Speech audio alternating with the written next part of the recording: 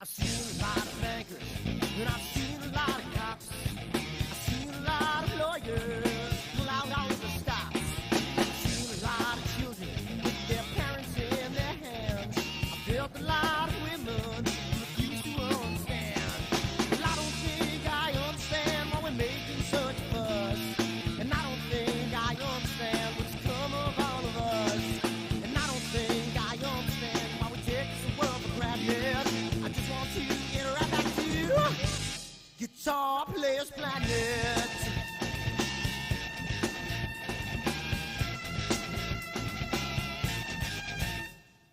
You see it in the papers, you read it every day. The riots and the fires going on in South LA. The muggers and the government, they're all wanting the same thing. They take you for your money in whatever spring. And I don't think I understand why we're making such a fuss. And I don't think I understand what's come of all of us. And I don't think I understand why we take this world for granted. I just want to get right back to Guitar Players Planet.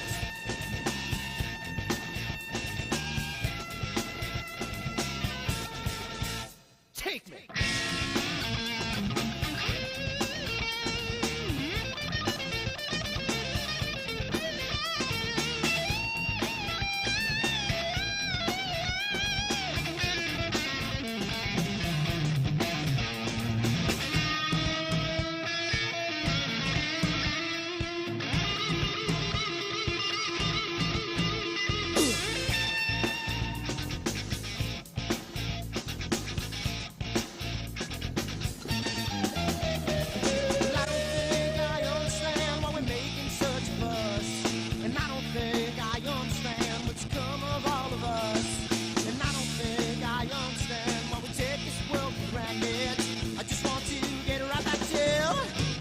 Guitar Players Planet.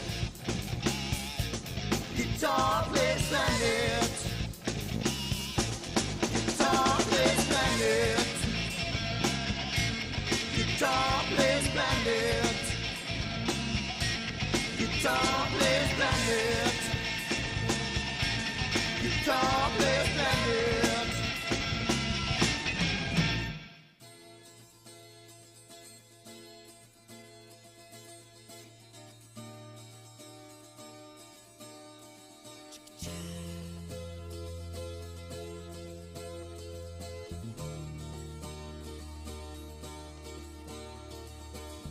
Sunny skies, the smell of palm tree air. Looking back, I could never feel fair.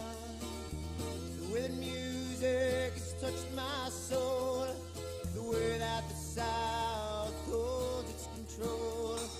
But I've got a new way to choose. I'm gonna start running back to the land of the new. Oh, na na na na na na.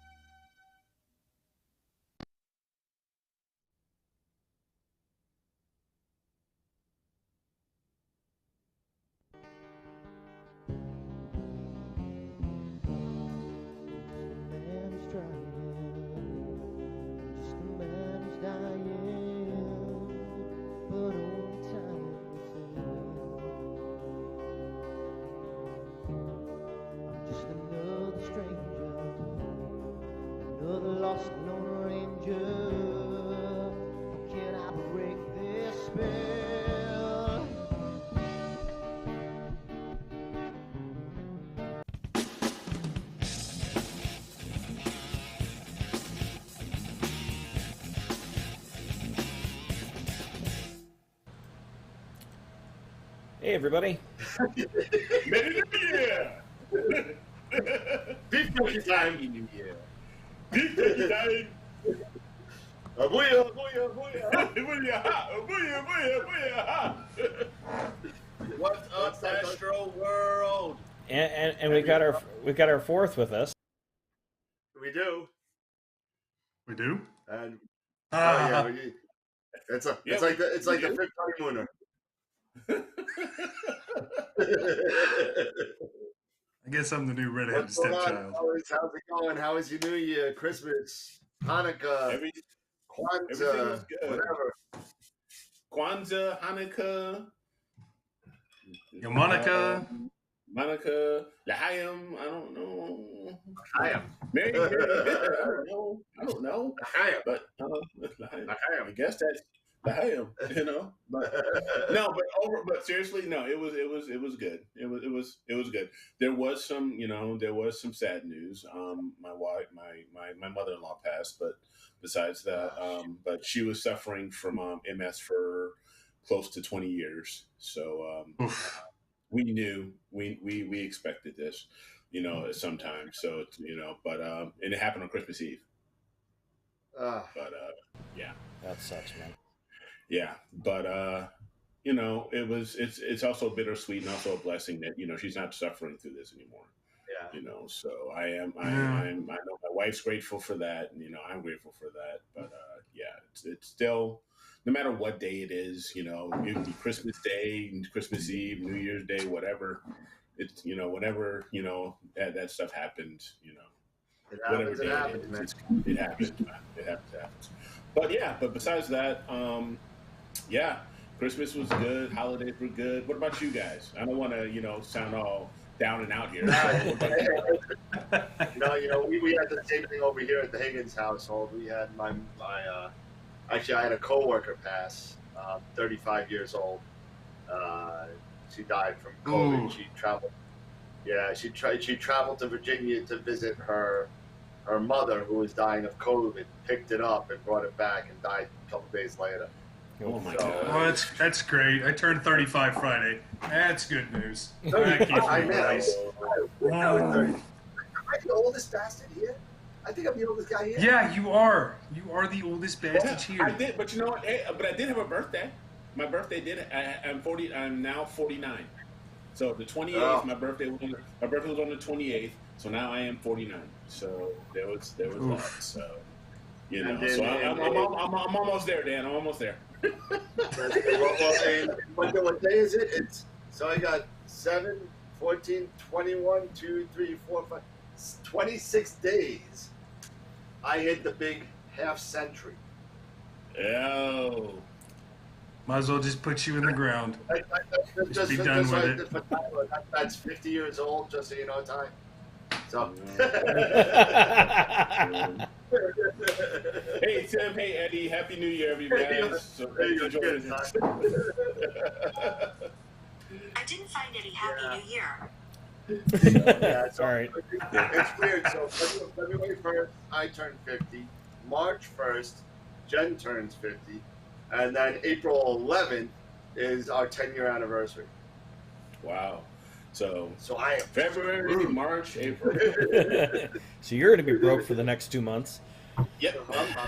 So, yeah, I know. I've already been shopping.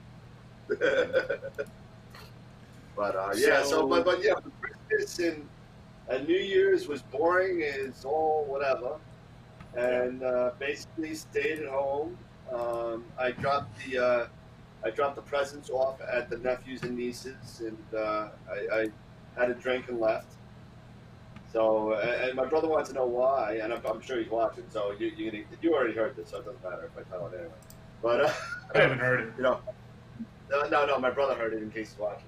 I was like, a friend of theirs was hanging out at the house, and I don't go over there that much because they're like kind of party people. They like to have people over and stuff like that. So I'm kind of like a little standoffish, and so I don't go there.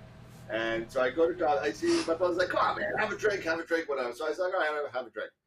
And one of his friends, I don't want to mention names, but one of his friends was there.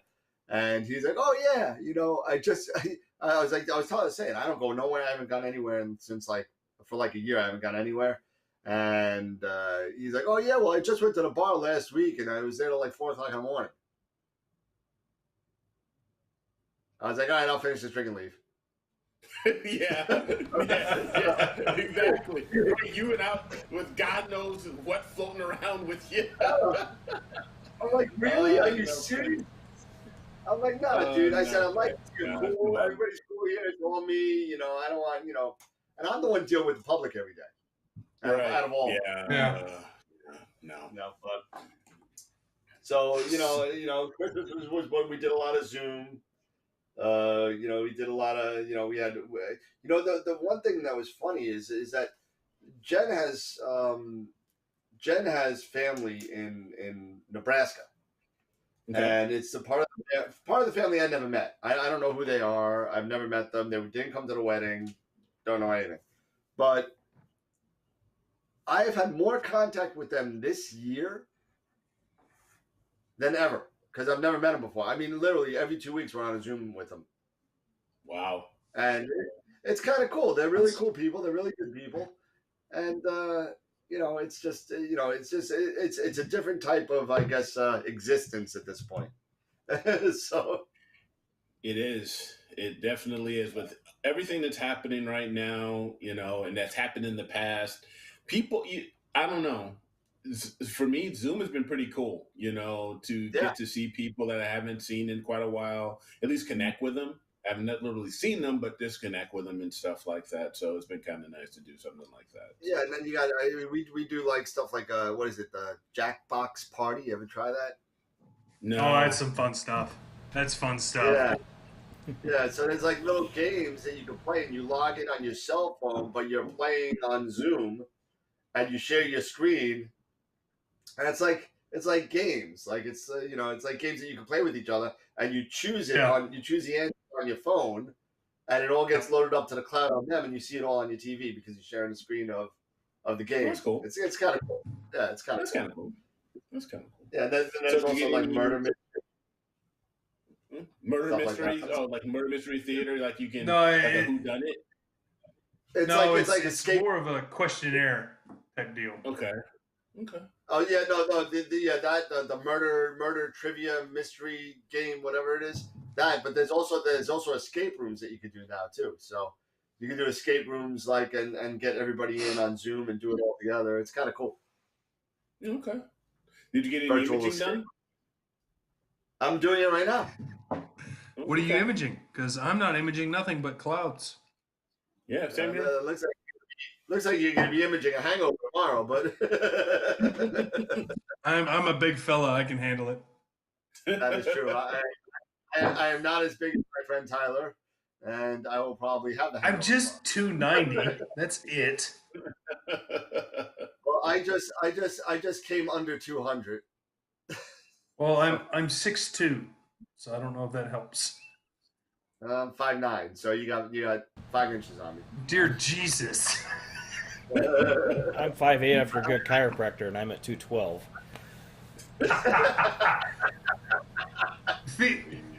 Theoretically, Army standards, I'm supposed to be at 198. I looked at that when I was in basic. I was like, "There's no way in hell." There's no way in hell. There's no way in hell. You got a bunch of I don't know how it was for Eric, but my drill sergeant just kept beating me. It's like, you got to weigh this. I was like, drill sergeant, there's no damn way I can weigh that much. I'll be a damn bone. I'll be a toothpick. No. Yeah, when I was in the Navy, man, I didn't have the problem I have now when I was in the Navy. This is all civilian life and good living and my wife cooking up some good. I was gonna say that's what happens when you upgrade cooks. Yes, tremendously. Exactly. No more salt. No more salt. Well, that's a preservative. That's how you make it through. Yeah, we'll call it that. So I don't understand, but I got a new product. What, you got the Eagle 4? No, but it is red.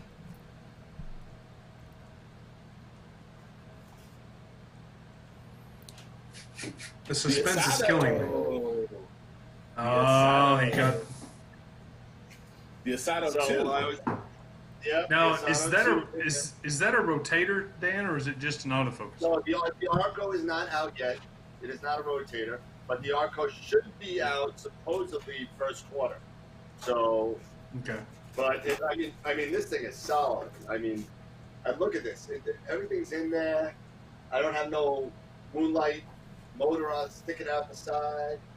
Mm-hmm. You know, the only thing that's the issue is, I mean, it's the focuser is like 0.04 microns in steps. So, you know, it's pretty amazing. And the only issue that I'm having is that, you know, and I know that Mark Ellis and I have had a conversation about this, about the travel.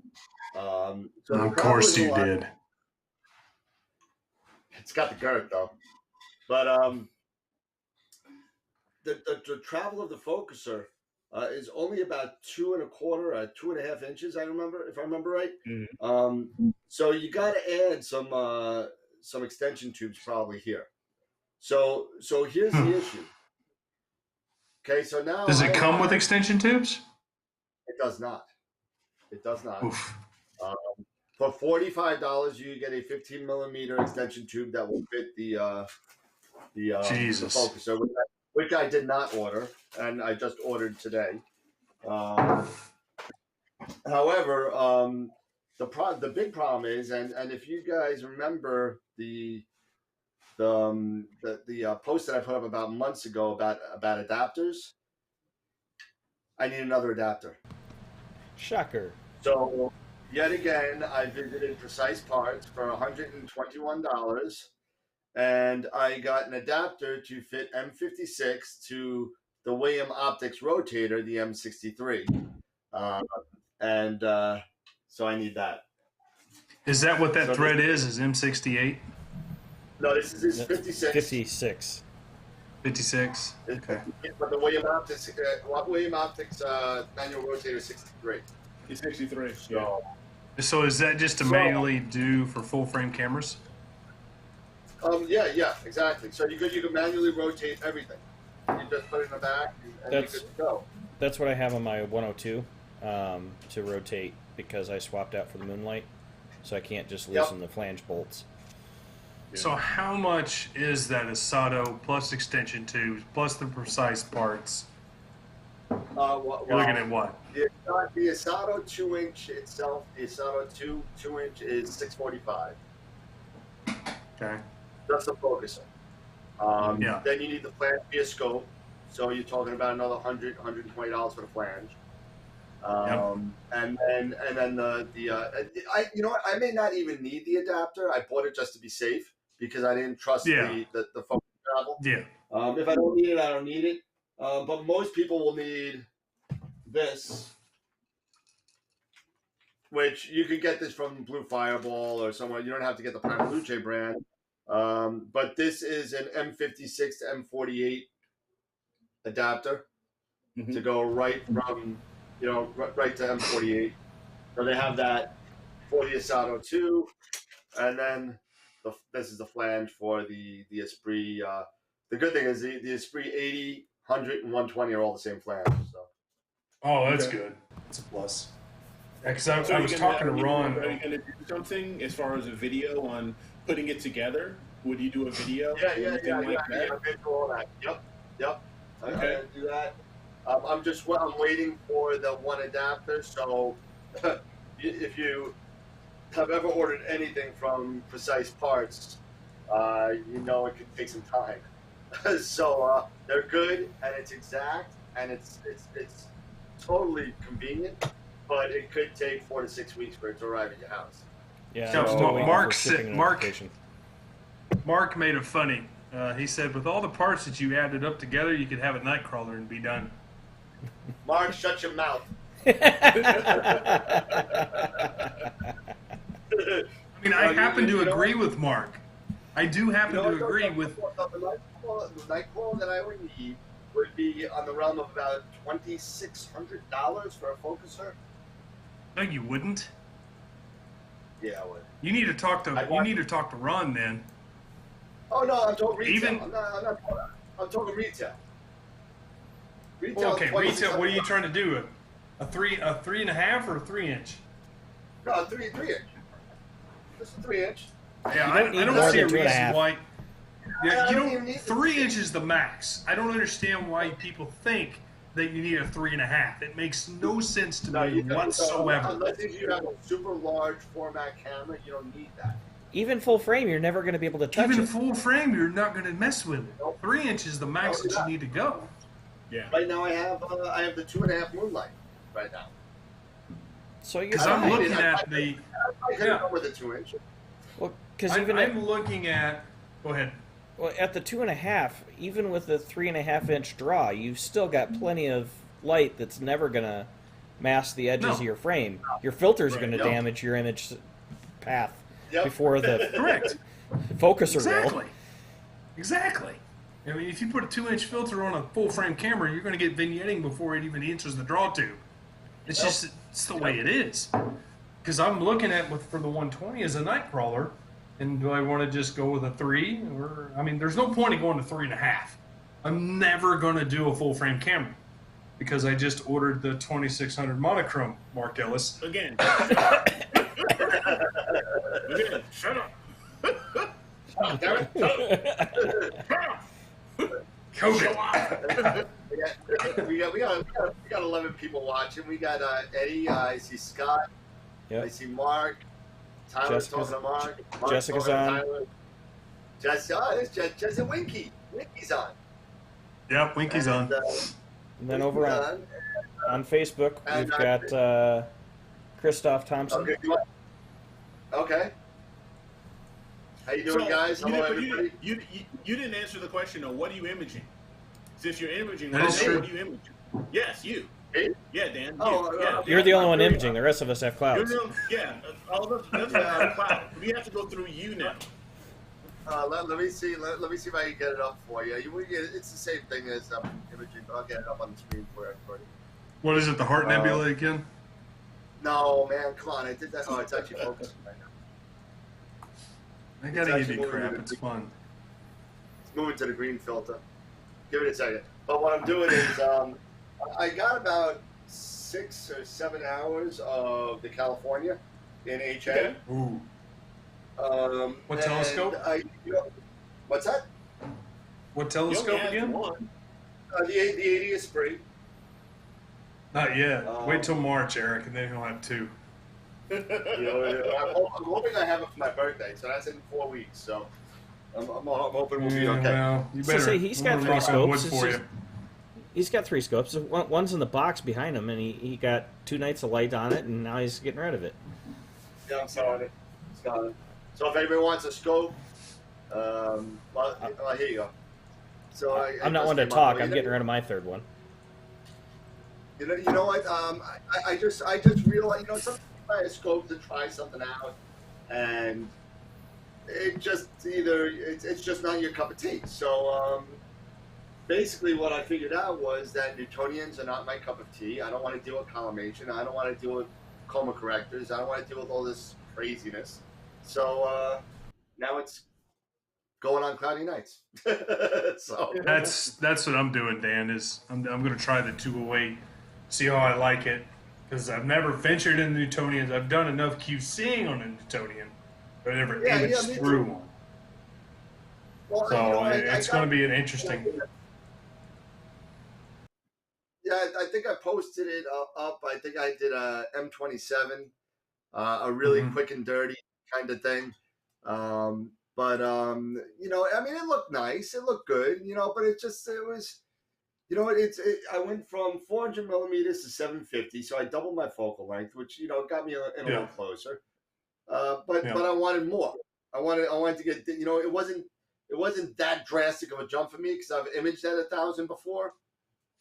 Right. So I wanted somewhere within that 1,000 millimeter range. So hence the 120. Well, and that's been the nice thing. Tyler's been real nice and let me use the ED-152. So I'm out at 1,216 millimeter, and the last 2 nights has been the first lights that I've done on it at full reach. Man, is I think that it's big close. fun. Yeah. Yeah. So it'll bring in a lot of detail. But the good thing about that is it's only an FCD1. Yep. Yeah. That's it. It's I only mean, wait. It's only an FCD1. Okay. That's all the 152 is. Being at that price point, you figure to be a little higher as far as either FCD 100 or an FPL 53 to follow the 165, but it's not. Right. And that's what the crazy thing is. And I'm hoping the 140 will be a little better. I'm looking forward to playing with that. I'll pop this on real quick. Let's see. Where's my eagle? There we go. Where's my eagle? Speaking of which, of an eagle, Dan. What? I got a loaner, an Eagle 2, just to mess with and see how it is. I'm busy, bud. May need to have you walk me through some stuff to make sure I'm setting it up correctly. Just to make sure. Okay. Yeah, hang on, I gotta go tuck my kiddo in. Oh well, you know this is a really cruddy picture, but maybe I'll do a live stack. I can see it. Definitely see it. This is a what is that? 6 minute? Yeah, 4 minute. 4 minute. What's it called? NGC for California. So the California's here. This is only the red channel. However, what I wanted to do is I had 7 or so hours of H alpha. So I wanted to get RGB data for the stars. So I'm going to use this for the stars. I'm going to do a star net. I'm going to take these stars out and plot the stars on the H alpha and get some more natural color stars as opposed to, narrowband, L enhance, L extreme. You tend to get these unnatural color stars. So I just want to kind of make it look a little bit more natural. So I went this route.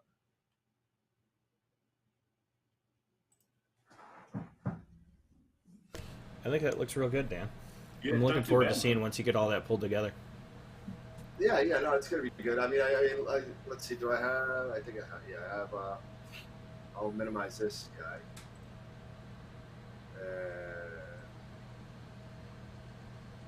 Where is it? That's right. Wow, it's looking crazy. Gotta love video feedback. I'm telling you.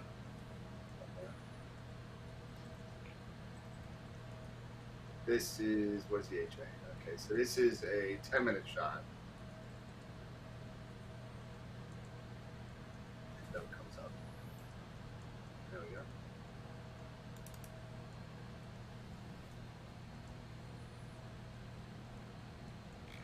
go. One 10-minute H alpha.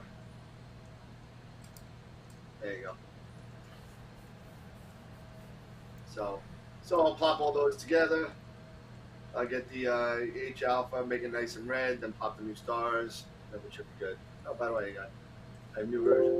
Oh yeah, I forgot about that. I was waiting to see if anybody got it. I've got to do the same thing too. Whenever I get it. Yeah, I'm on the same boat. I haven't updated yet. Because there you go. I'm like the guy that gets the iPhone like a year after, waiting for everybody to get all the bugs worked out. So that's why I have the Since we're all showing off the raw data that we're working on, I can go ahead and pull up my image. What's raw data? What is this raw data that you guys talk of? It's that stuff that I haven't processed yet. I just stacked it and exported yeah. So this was 80, and I misspoke earlier, guys. They're 300-second exposures, so 85-minute exposures. Not processed, just stacked with all the calibration frames. So as you can that see, image like there looks wonderful. And that's thanks to the FCD 100 or 1 glass on that 152 ED that I've been playing with for the last 3-4 weeks. What filter has that been shot with? That's the L Enhance. Just the L Enhance? Just the L Enhance. So I'm curious if you can bring out more nebulosity around above the horse and more around the flame with the L Extreme? I can. Or would it be more more detail if you just do the Extreme?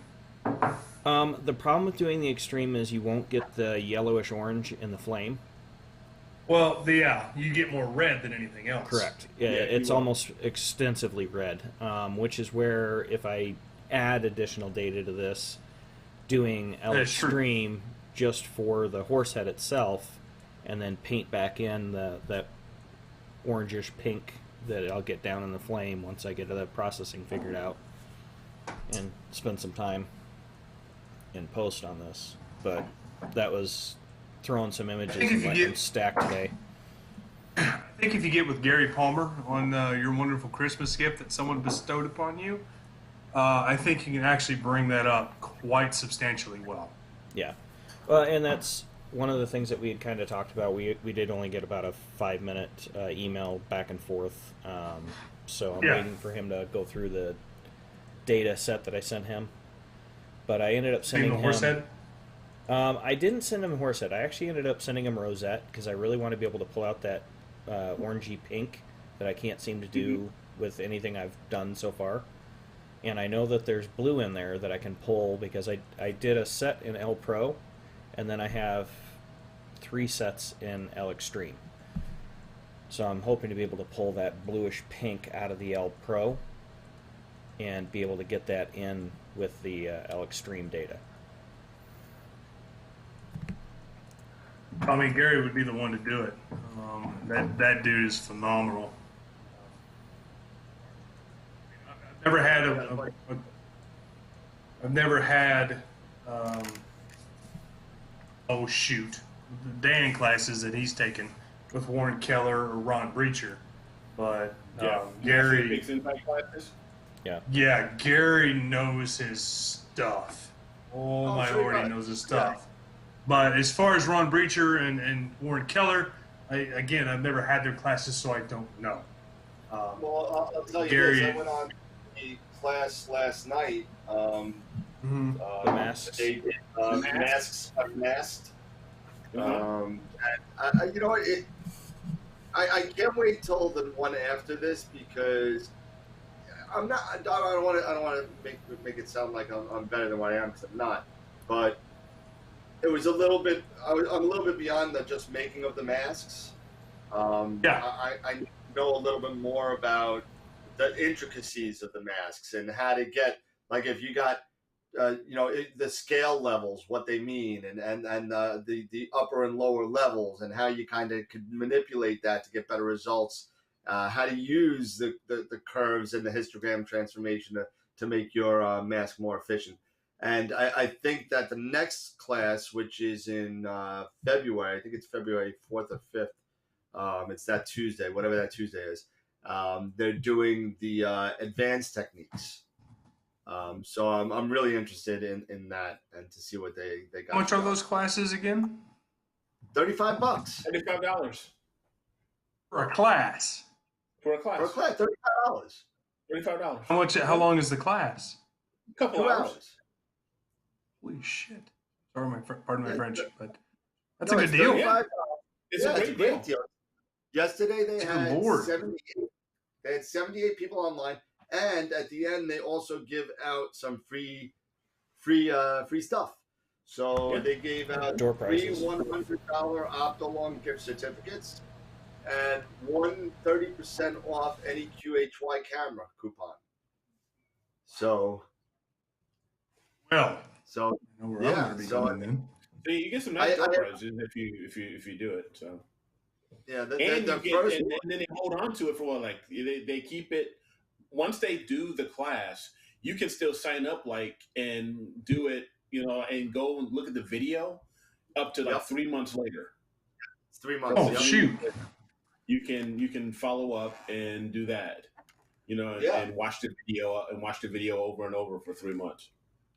And I gotta say, I gotta give a shout out to Warren, to Pete, and to Ron, and also may as well to Adam Block as well. who all just became PixInsight ambassadors, I think, last week. Oh, nice. Yeah, Nice. they did. Congratulations to those guys. Yeah, it was huge. Yeah, so basically, PixInsight recognized their contributions not only to PixInsight but to the community and teaching and teaching well, not just kind of like this is what you do, just do it. They actually explain it. Right. So I thought that was really nice for the people at PixInsight to do. Yeah. So I thought that was Well, and I think it really speaks to what the industry as a whole is really trying to do is make the community more involved and engaged. So, Correct.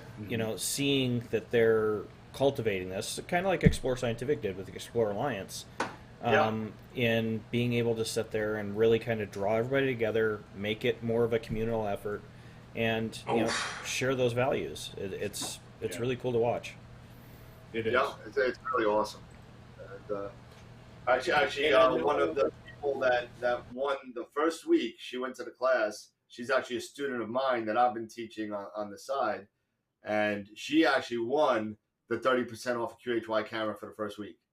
So I thought that was awesome. I was like, really? I said, you're never gonna use it. I said, you may as well give it to me. She never used it. Oh, man. Yeah, it was actually. I think that one was 30% off the new QHY. Was it QHY come out with a 2600 too? I think it was a 2600. No, it's a different version, but yeah, it's basically generically the same, but it's a different number. Yeah. You wouldn't use it either. You got your beloved S-Big. Ooh. Well, I was talking with Jason today. If I were to get a next camera, would I jump the CMOS bridge? And I'm still not there yet. Well, Here, you know what, Dan? I happen to know of a 294 mono for sale. Here's what I'm going to do for you. Do you have the capability of doing a full frame camera? With what? My 80 or my 120? I have. Either. It doesn't matter. Either one, it doesn't matter. As long as you can do a full frame. Right. I have a QHY 600ML, which is a full frame monochrome. Do you want to try it? I gotta say thank you for it, but I'm not like Jason and Eric, who. Dan, it doesn't matter what you're like or who you're like. It's a simple yes or a no.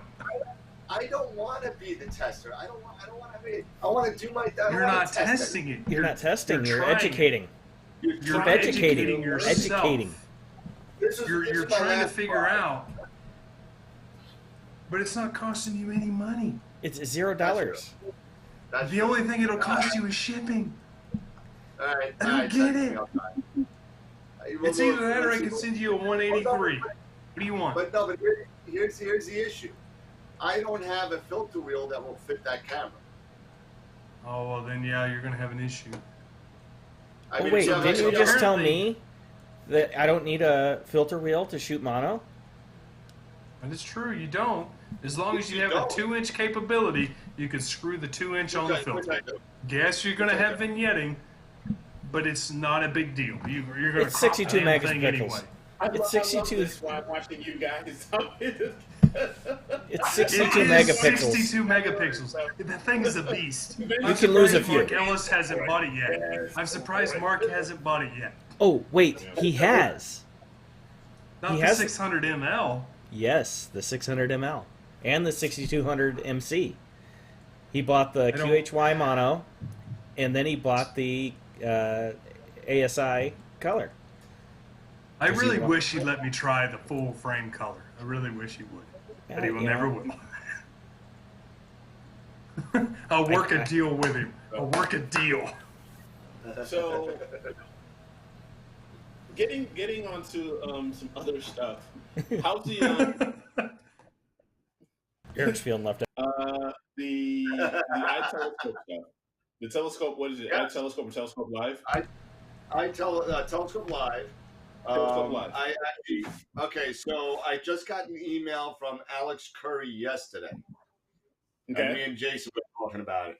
So basically what he said was originally the way we left it at the end of the year was that Alex was going to set up AstroWorld as a master account, and everyone was going to have their own password, and they were able to access the data, including the calibration frames and all that, for whatever project we decide to pay for.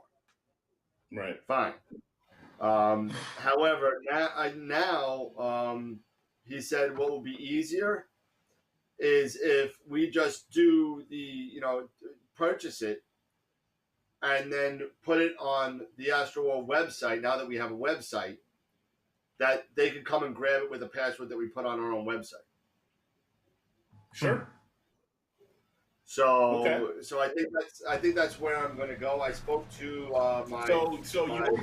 We'll basically you'll basically manage downloading and putting whatever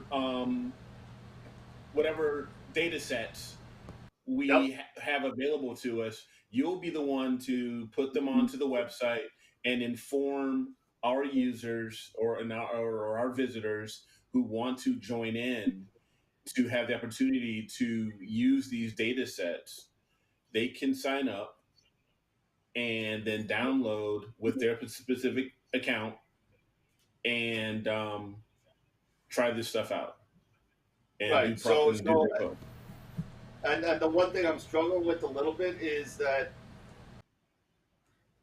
how, the logistics of, like, let's say we go into the second project, because the first project's, if you went to the website and saw, the first project's actually going to be the tarantula, because the dragons are not in prime spot right now.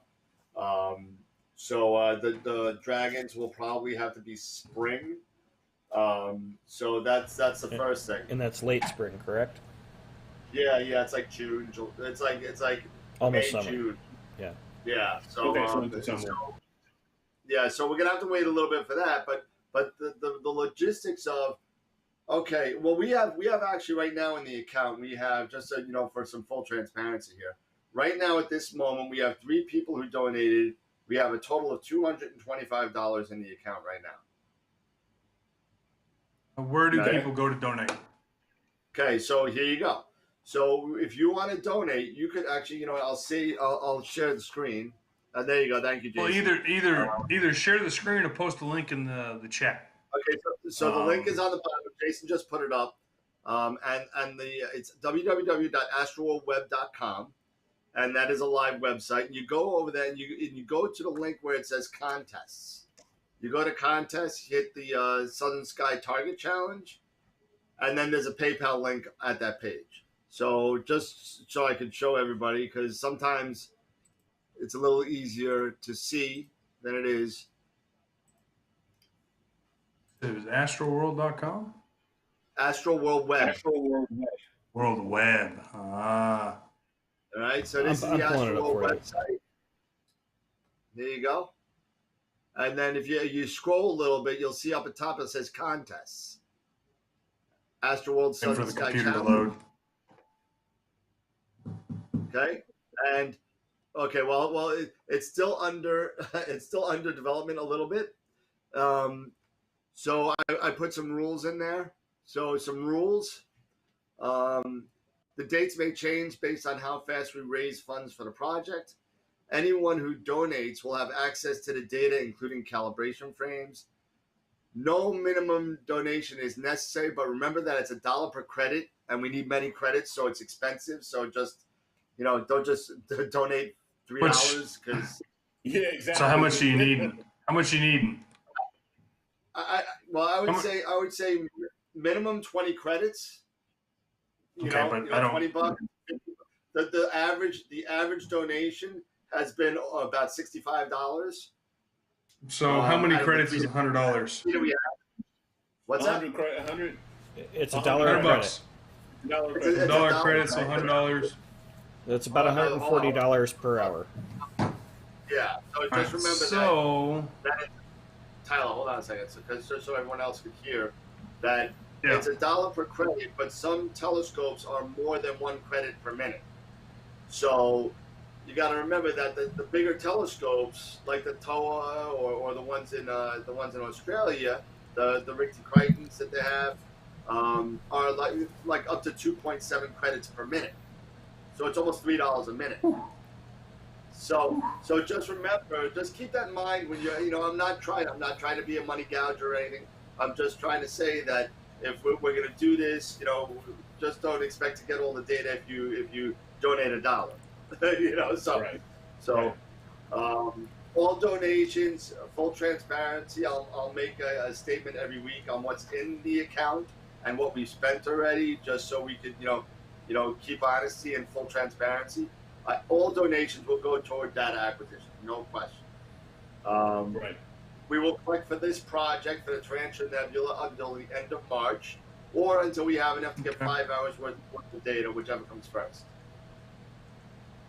Now, if we could change that, I think from what I'm talking about to Alex, 5 hours would be more than enough, especially where you're Portal 1 skies. So, but how much is the 5 hours though? If it's it's 1 credit per hour. So it'll be a minimum of let's see. So it'd be $180 an hour. Mm-hmm. So 5 hours would be $900 for the best telescope. Well. So I mean, Eddie just mentioned, maybe if we, maybe we should set a minimum. And Eddie was recommending setting a minimum of $20. If you want to be involved into the contest and be able to get the data, the minimum should be set to a certain dollar amount. Eddie mentioned $20, which I think is a reasonable amount. That's not a bad amount, That's fairly affordable for folks.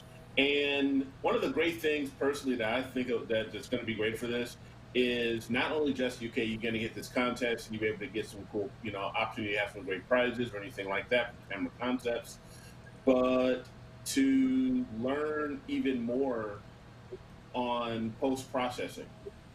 So even if right now you aren't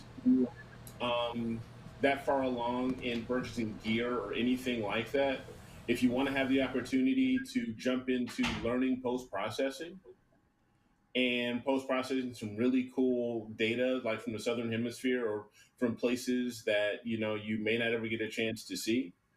It's $20 is not a bad investment to get that opportunity to learn to do post-processing. You can do it with Photoshop and DSS. You can use free software, GIMP, whatever. But it's not a bad deal for people who are just learning or just getting into the hobby. And before you buy any type of gear or get into any type of investment like that, $20 gets you where you can at least try the free software that's out there and learn how to post-process, and then see how well and if you feel good about it, add it to the contest. Throw it into the contest and see how it goes. So Dan, I went ahead and donated for you. Get some more hours in. Yeah. There you go. All right. So the more hours you can get, the better. Yeah, absolutely. He's currently working on the webpage, live on his screen. Yeah. I stopped sharing. Stop sharing. Nope, I still see it.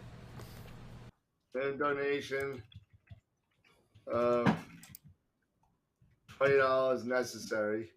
And there we go. Save changes. Update. You still see this? Yeah, I'm still seeing your screen.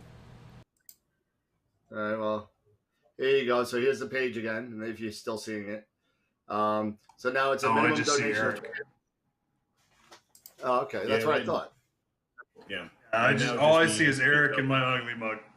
Yeah, I just see Eric and Tyler. Yeah, Dan, it's showing that your camera disconnected.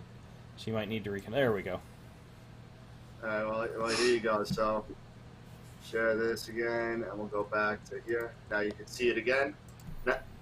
And now it says minimum donation of $20 necessary. All donations go towards data acquisition, collect until 3:31 or until 5 hours. Or if we decide to go further, if it says a consensus that we want to go further, once we hit either milestone, I'll make an announcement on the live show, or I'll make an announcement, probably even better, on all the social media platforms. Social media. social media platform. So Social media. I'll do that, and then I'll say, hey, listen, let me know what you think, and should we go on? Should we get 6? Should we get 7? Or do we want to stop? And then we'll make a little consensus. And you already know that answer. I know everyone's gonna want more, and that's fine. Yeah, the more data, the better. Yeah. But granted, 5 hours in a Bortle 1 scale. I mean, I've never imaged from a Bortle 1 scale, so I'm going to imagine that's pretty. Yeah, I've only done Bortle 2, so I don't know anything about Bortle 1. So all I know about it is that apparently the zodiacal light is annoying. That's all I know. But whatever the hell that is. Exactly. So final submissions must be submitted, and I'm going to change this to info@astroworldweb.com because we just put that up by April 15th. So you got 2 weeks to kind of get everything together, and they'll be judged by the 5 of us, the 4 of us, and our lovely New Zealand partner Simon. Yeah, so we'll all get a vote, and then the winner will be revealed on the 21st.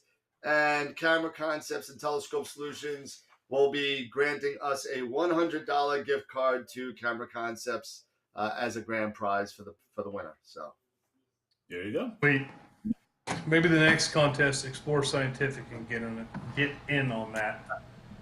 Absolutely. And listen, you know, if Explore Scientific wants to get on it, we can put them on as a sponsor as well. Yeah, I'll have to, whenever Scott gets back from his trip, then I'll have to talk to him about it after he does his. So we could do like a grand prize from Explore and a second prize from Camera Concepts or whatever. Yeah. Whatever benefits the actual people, and that's the main goal. Exactly. Yeah, I mean, we all got into this for just to get some experience with the Southern Sky targets. So it's nice that some people are kind of, Sean Nielsen's in. He was one of the donations. So thank you, Sean.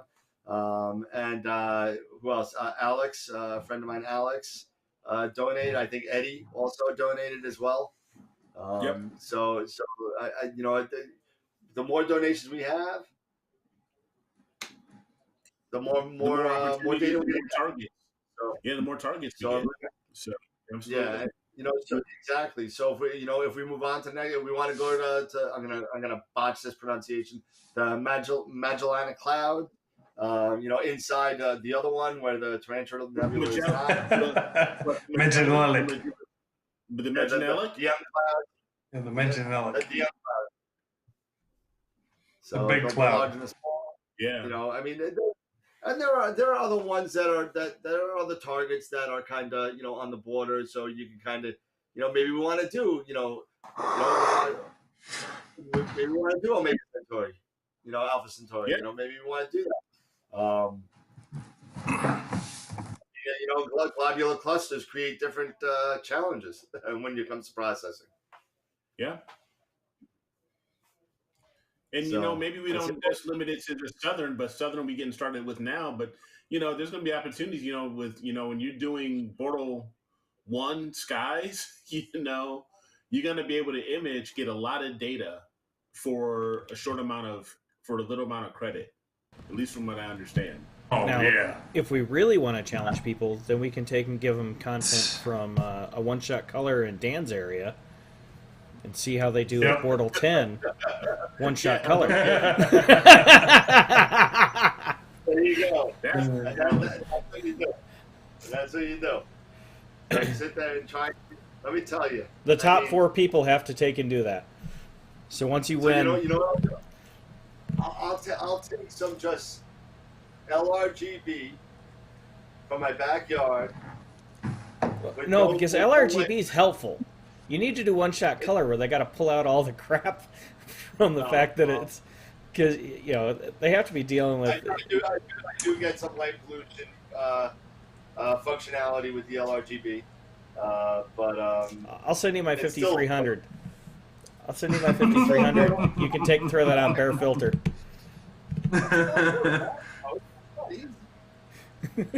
He's always got excuses. Right? I do. I'm the king of He's excuses. always got excuses.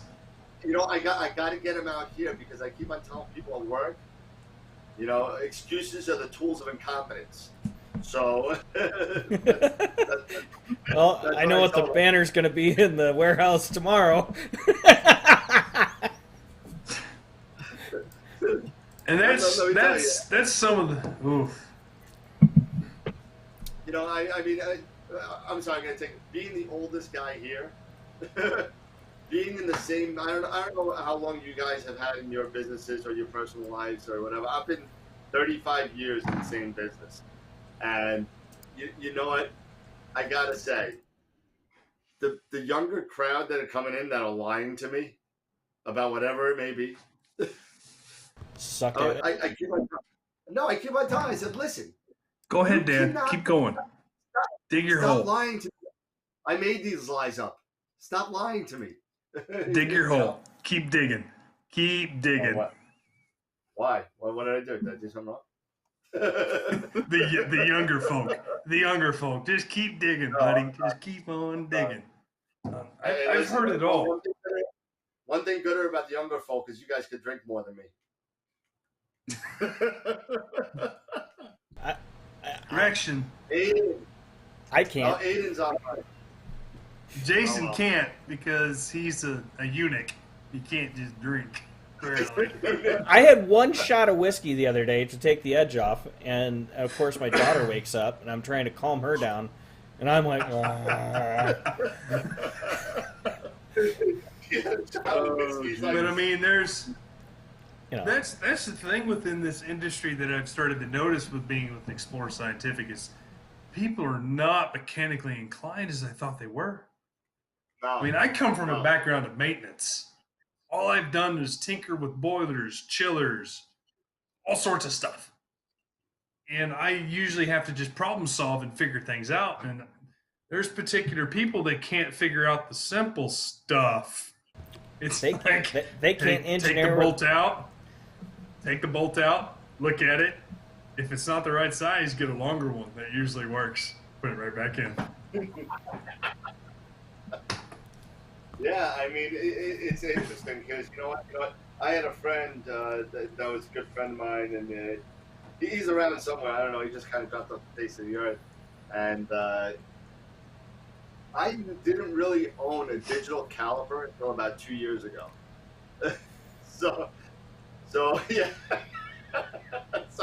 so I kind of. I think that's one of the first things I got when I started this whole. When I got into this whole thing. well, you When I had to got with the a digital SCT. caliper. Yeah, that's true. Was it 135 millimeters of back focus on that thing? Well, That's insane. that's nothing. I can't do The it. RC's 240 or 260. I don't. That makes me leery about getting an RC. I don't know how Mark does it. I really don't. He doesn't know how to do it yet either. It's built in his living room. He hasn't put first lights on it yet. He's trying to finish data. But Oh, speaking poor of back Mark. focus, how far are you along? Are you ready to go with your I am. thing, Jason? Yeah, I stayed up until 2:30 this morning getting it done.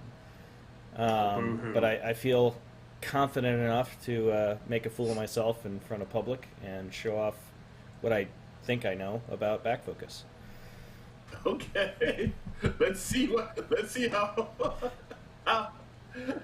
intelligent he Lord. really is when it comes to back Oh focus. boy. Oh, it's all bullshit. I'm one of those younger crowd. I just make shit up until it sticks. Are you gonna put the back focus video up? Sure. Here we go.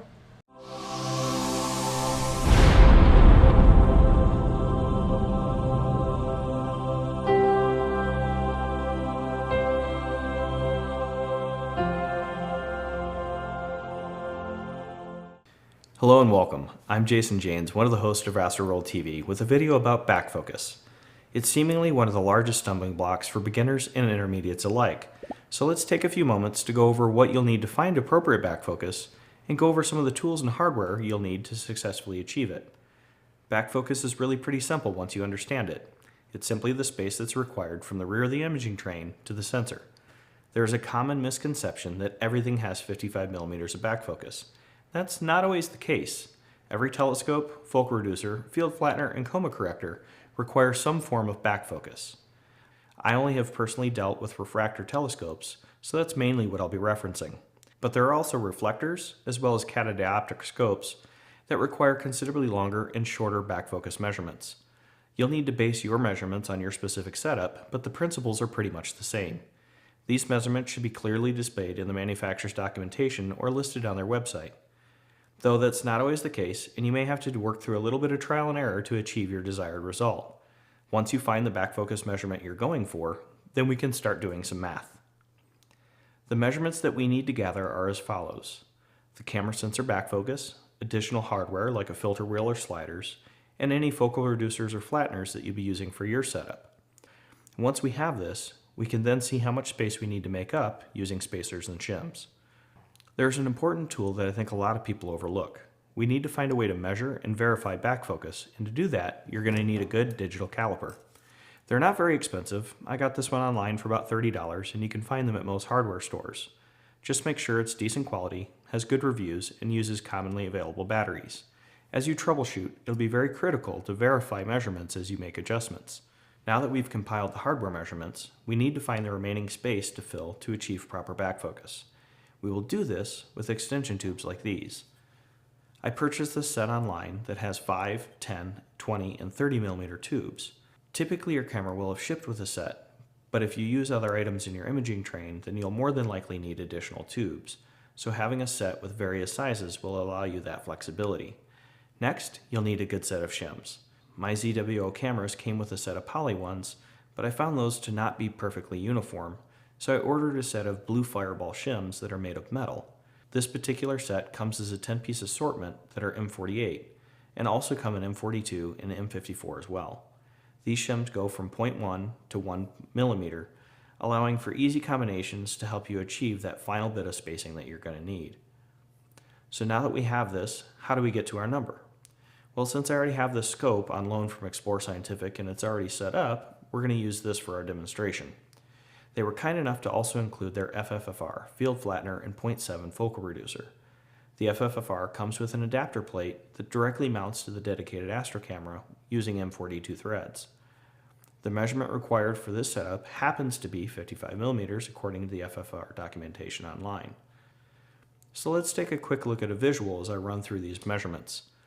We have 17.5 millimeters for the camera, 17.5 millimeters for the filter slider, 1 millimeter of shims, 10 millimeter extension tube, another 1 millimeter of shim, the 5 millimeter step down ring, and the FFR camera adapter adds the final 3 millimeters we needed, giving us a total of 55 millimeters of back focus that is correct for this setup. Now that we have this assembled, let me take a moment to caution you that not all assemblies are always this straightforward. I had a field flattener, I won't name any names, that was laser engraved with 55 millimeters on the rim of the flattener. One would assume that that was correct, as the info was also supported on the manufacturer's website. I set the back focus spacing to 55 millimeters, and I was seeing distortion throughout my field. I worked through the limited accessories that I had on hand, seeing as I was a beginner at the time, and I didn't have the piles of spare parts that I do now. No matter what I did, I couldn't get round stars evenly through the entire field. So I turned to the trusty internet to do some research, and talked to some people on different forums and Facebook groups for guidance. The consensus seemed to be that I needed different back focus spacing, thus requiring different extension tubes and some shims. After ordering the additional parts and waiting days for the shipments to arrive, I reconfigured my setup, and I was not any closer to round stars with that flattener. I ended up giving up on that flattener and returning it, and just used the scope as is while seeking an alternative field flattener solution. The moral of the story is, even if it's printed, it may not be 100% accurate. You may have to spend hours chasing this issue till you get the perfect combination. The good news is, once you get it, unless you're changing out your equipment often, you'll be set for many nights of successful imaging. So how do you know that you have it set right, you ask? Well, earlier I mentioned that I was not able to get round stars evenly throughout my field of optics. I know that might be a little confusing for some, so let me show you an example from Altair Astro to help you determine if you are too close or too far. As you can see here, if the back focus is too close, you'll get stars that start in the center and pull outwards toward the edges, kind of like they're pulling away. If you see a bit of spinning or spiral effect radiating from the center of the image, then you're too far away. This visual is exaggerated, but it drives the point home. As you get closer to the correct back focus, the distortion will be less pronounced. So you're going to have to zoom in and pixel peep to check things out. If you're not using a field flattener or reducer, and you're seeing issues in the corners, it may not be back focus issues. That will likely be coma or distortion in the optics, and this is inherent in most all optics, no matter what type of scope you have. This is fixed by using the flattener, reducer, or coma corrector. I really hope that this helps you understand back focus a little bit better and that you can enjoy the night sky. If you like this video and would like to see more, please subscribe to our channel so you can be notified when we post new content. And make sure you join us every week on our live show here on YouTube every Wednesday night at 9 p.m. Eastern. Thank you for watching.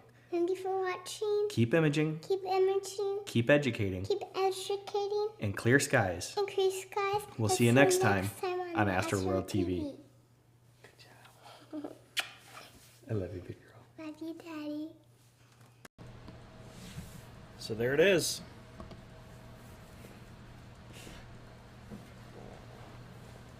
Yeah. She's officially deemed herself the closer.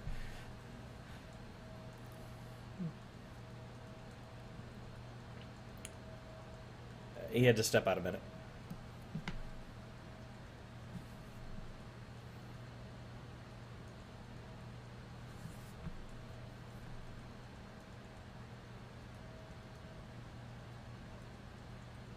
Uh, 10 my time, so I got 2 hours.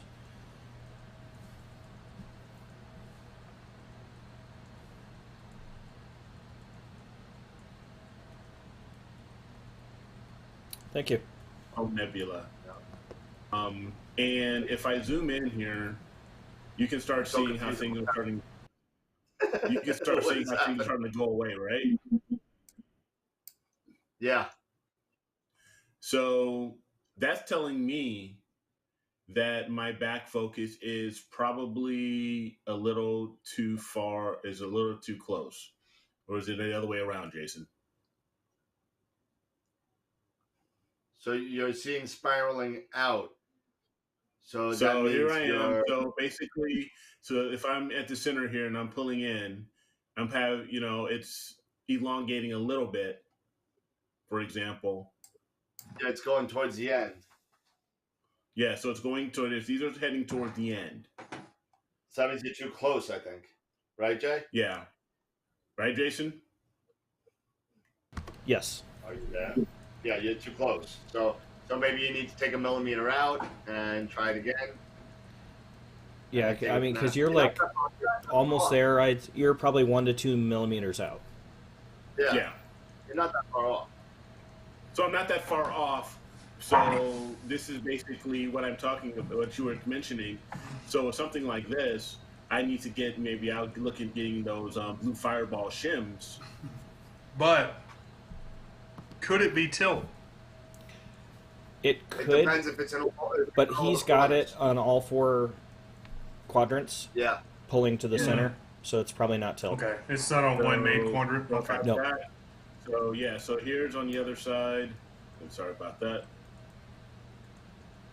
So I've got a little bit over there. And let's go up to another spot in another quadrant. Because that's some of the issue that I've noticed with our scopes Is tilt. and the ZWO cameras, especially the 2600, is because I have to literally flip the focus 180 degrees to get rid of said tilt issues. So I didn't know if the Rawson would have the same issues as far as the tilt. Now, he did have a different issue with tilt. This isn't actually the Rasa. This is my my 126 refractor. Yeah, that's This it. Is it the Williams optic? Yeah, this is the my doublet. Didn't the doublet come with its own fill flattener? No, I purchased It's an add-on. it, and it's an add-on. And so I did purchase it. So I am using the field flattener with this one, the the 7A, the Wave Optic 7A, but I also have a flattener reducer, an 0.8 flattener reducer that I can use as well. But I wanted to get as much of that 950 millimeter focal length as I could get, for this particular target. So I just went with the flattener itself. Yeah. So if I'm that close, then that means I'll have to, like you said, Jason, so I'll have to get some shims. Yep. The blue fireballs, the 48, I want to say is like $42 or $38. Okay. I've only found them at Agena. I know other people carry them. Yeah, Agena usually has a whole load of blue fireballs. So stuff. they come in, I buy them in 9-packs, even though I misspoke in the video. So it's a 9-pack that gives you from 0.1 to 1.0 and everything in between. And you can get them in 42, 48, and 54 millimeter diameters. Okay. I'm just curious why you had to say laser etched 55 millimeters. Kind of I'm not naming names. There's actually 2 field flatteners that I'm aware of that are laser etched. We don't know the other one. Nope. No, I just want to, I know Eric was pointing out it, but just to give people an idea of what tilt is, Jason and I were looking at one of my pictures the other day, and we noticed some tilt. Just to give you an example what tilt is, and I'm gonna zoom in on this I'm gonna pixel peep this guy. Okay, so this is just no processing at all. It's just a green. Stars look good for the most part, but as you go in and you peep in here and you go up into the corners, okay, you start seeing where they're coming out a little bit. They're going a little bit. Yep. Okay, and they're then going out. you go down to the bottom left. Same thing, right? But then you go to the bottom right, and they're perfectly fine. round. Yeah. And then the top right, they're fine. So my camera is tilted a little bit one way or the other, where the left side isn't in the same exact spot as the right side. So I need what's called as a tilt plate adjuster in order to tilt my camera a little bit, so either the right side bottom out closer or further right. You can get a program called CC. What's that? Oh, I was saying, but most cameras nowadays have tilt adapters to them. Like I know on the 2600, you're able to adjust. Yeah, you're able to adjust the tilt. Excuse me, I got that darn hiccups. So I'll need to get some sort of tilt plate. And I was going to ask you guys if you guys know of any good tilt plates that would fit for the S-Big. So. Well, I don't know because I don't buy that S-Big. would be in the square casing. I've only ever dealt with the ZWOs, so my 2600, like Tyler said, has the tilt plate on it. Right. Whereas my 533 does not. Right. I Actually, can get it. I had to purchase one for my 533. Yeah. And they do sell one. Yeah, they do. They do. Yeah, it's not a bad price. Yeah. But the other thing, too, that I didn't really mention in that video, except for the little bit at the closing, was, part of finding out what you have, whether it's too close, too far, or if you're dealing with coma, or you're dealing with tilt. Coma's pretty easy to identify because it's just going to be in that outer edge. You'll see it through the entire field if it's bad, but it's really going to tell in the outer 20%. Whereas with tilt, you're going to see it in 1 or 2 quadrants, but not in the others. So that's how you kind of chase that. But when you're dealing with back focus, it's going to be uniform across the field, either pushing or pulling in, or having that twist as it looks like it's rotating. And that's just inherent in the nature of the optics. But that coma, you can also get the astigmatisms where you get the color fringing. And that's a whole different can of worms to dive down. Tends to be mostly with the refractors. but I know that you can get it in the SCTs as well. I'm just looking for something here.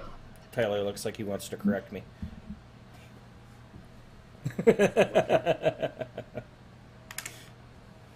No, so that was a bit of a learning curve for me because I know I've kind of struggled with it.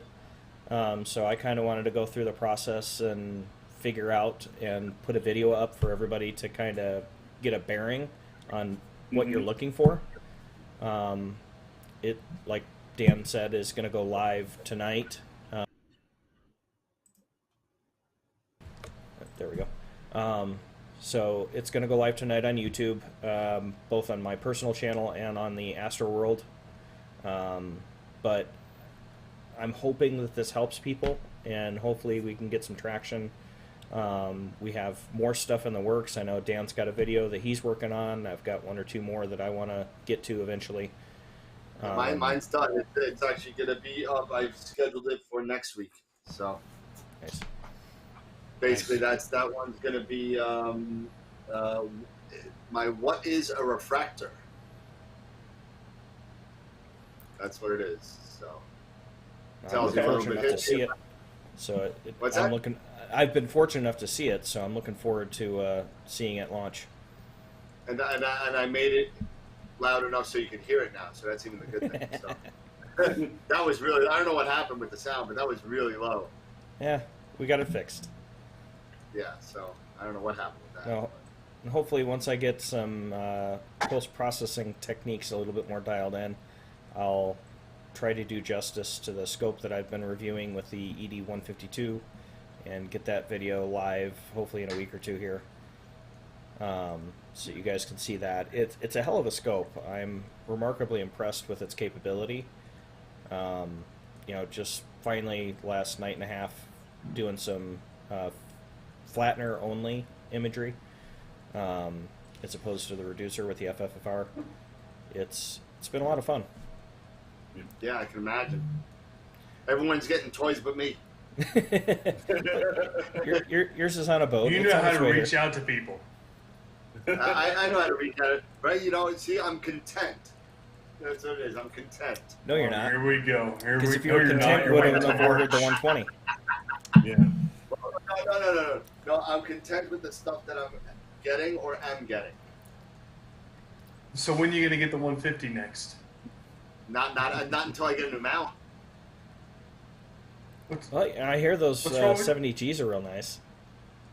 I heard they're really nice. I heard they're really nice. And you know what? If I had the patience and time to kind of set them up every night.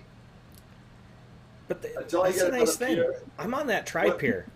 I don't set it up at all. Yeah. I walk out, I slide the scope on, I tighten it down, make sure it's balanced, and then I start my polar alignment routine. You know what I did do? I pulled the trigger on. For those of you that have known me for a while, know that I originally had an Atlas for a mount before I got the EQ6R Pro, and I had some issues with it, and I don't know what the issues were. All I know is I was not guiding as well as I used to be. The mount is probably about 8 or 9 years old. So I stopped using it. I said, listen, I'm just going to buy a new mount. It's time. It's close to 10 years. It's just time to upgrade. So I did that. So then I finally got enough money saved up, and I pulled the trigger to send it to Deep Space Products.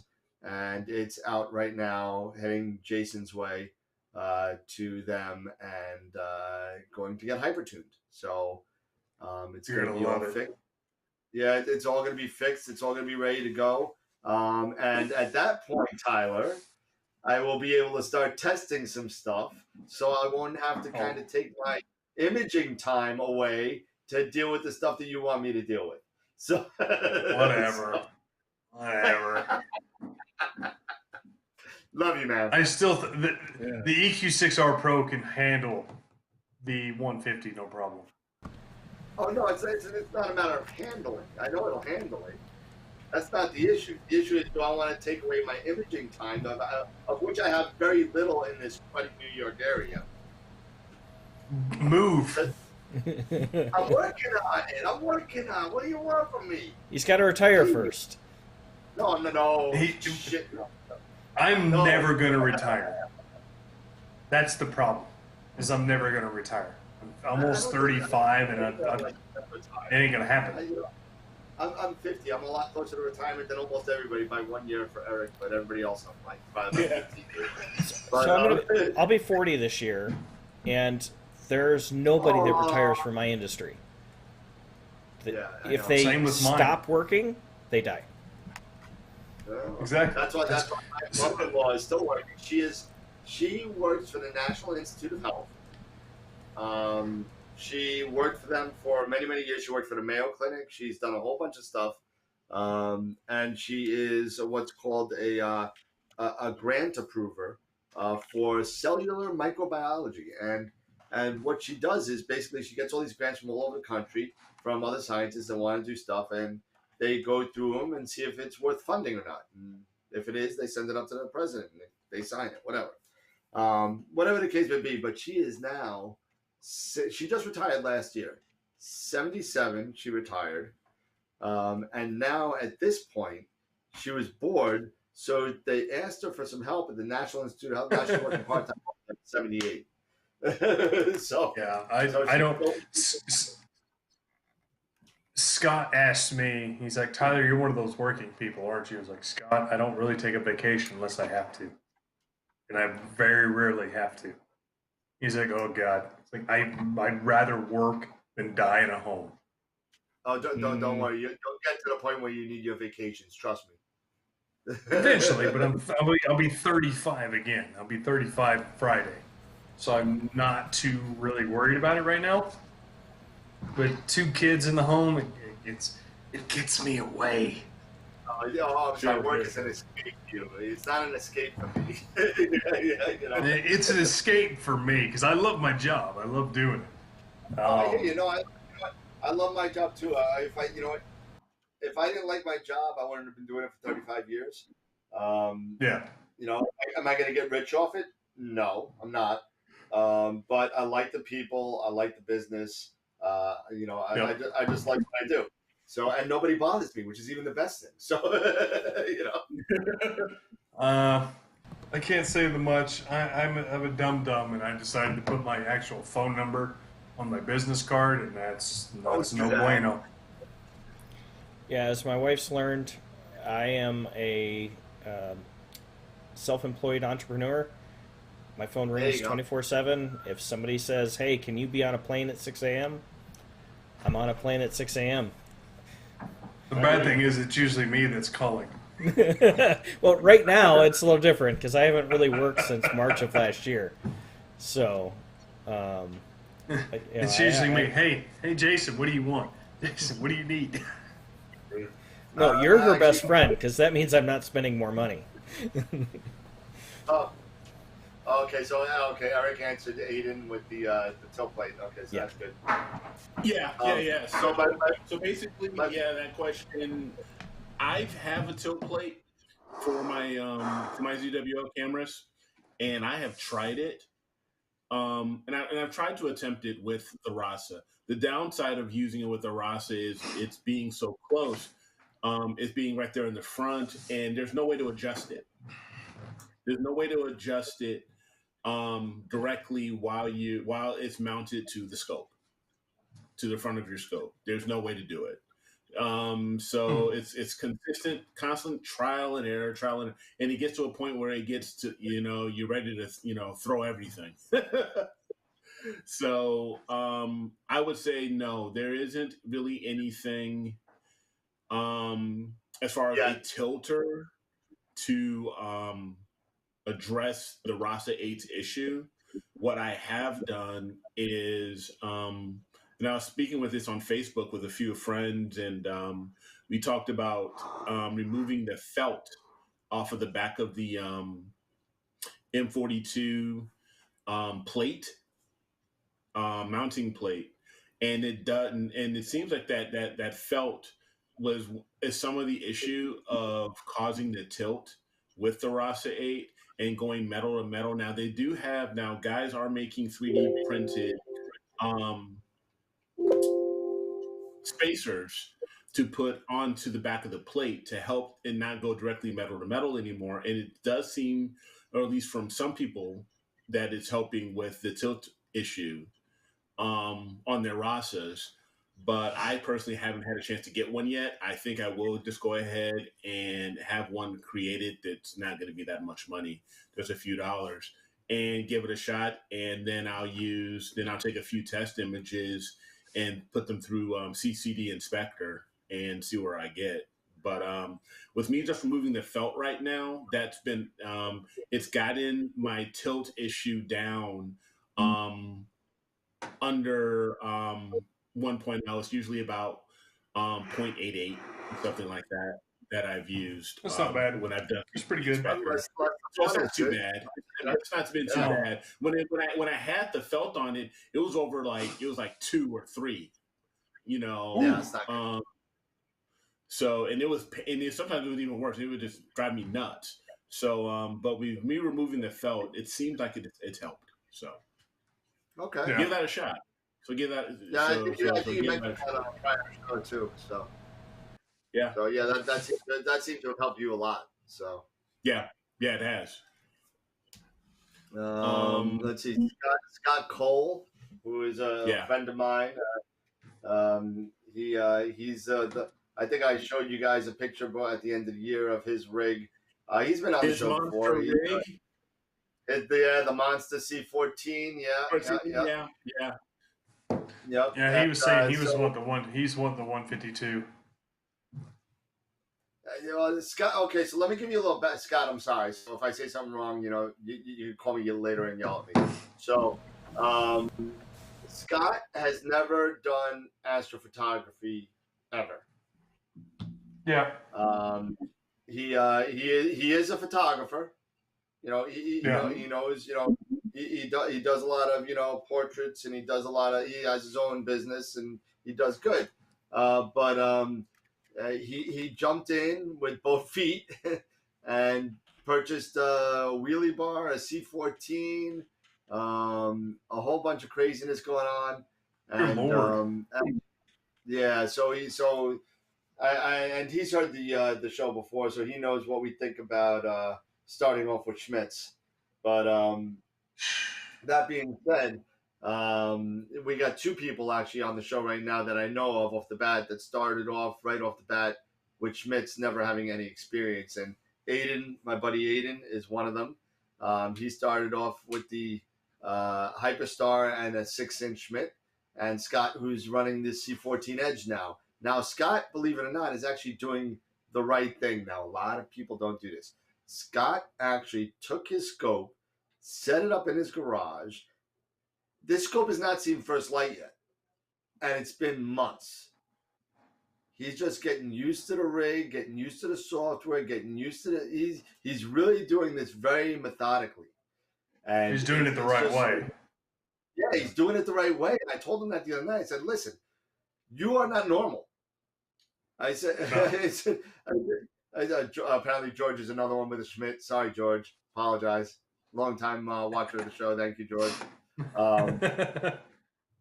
And he's doing the right thing, and I keep on using.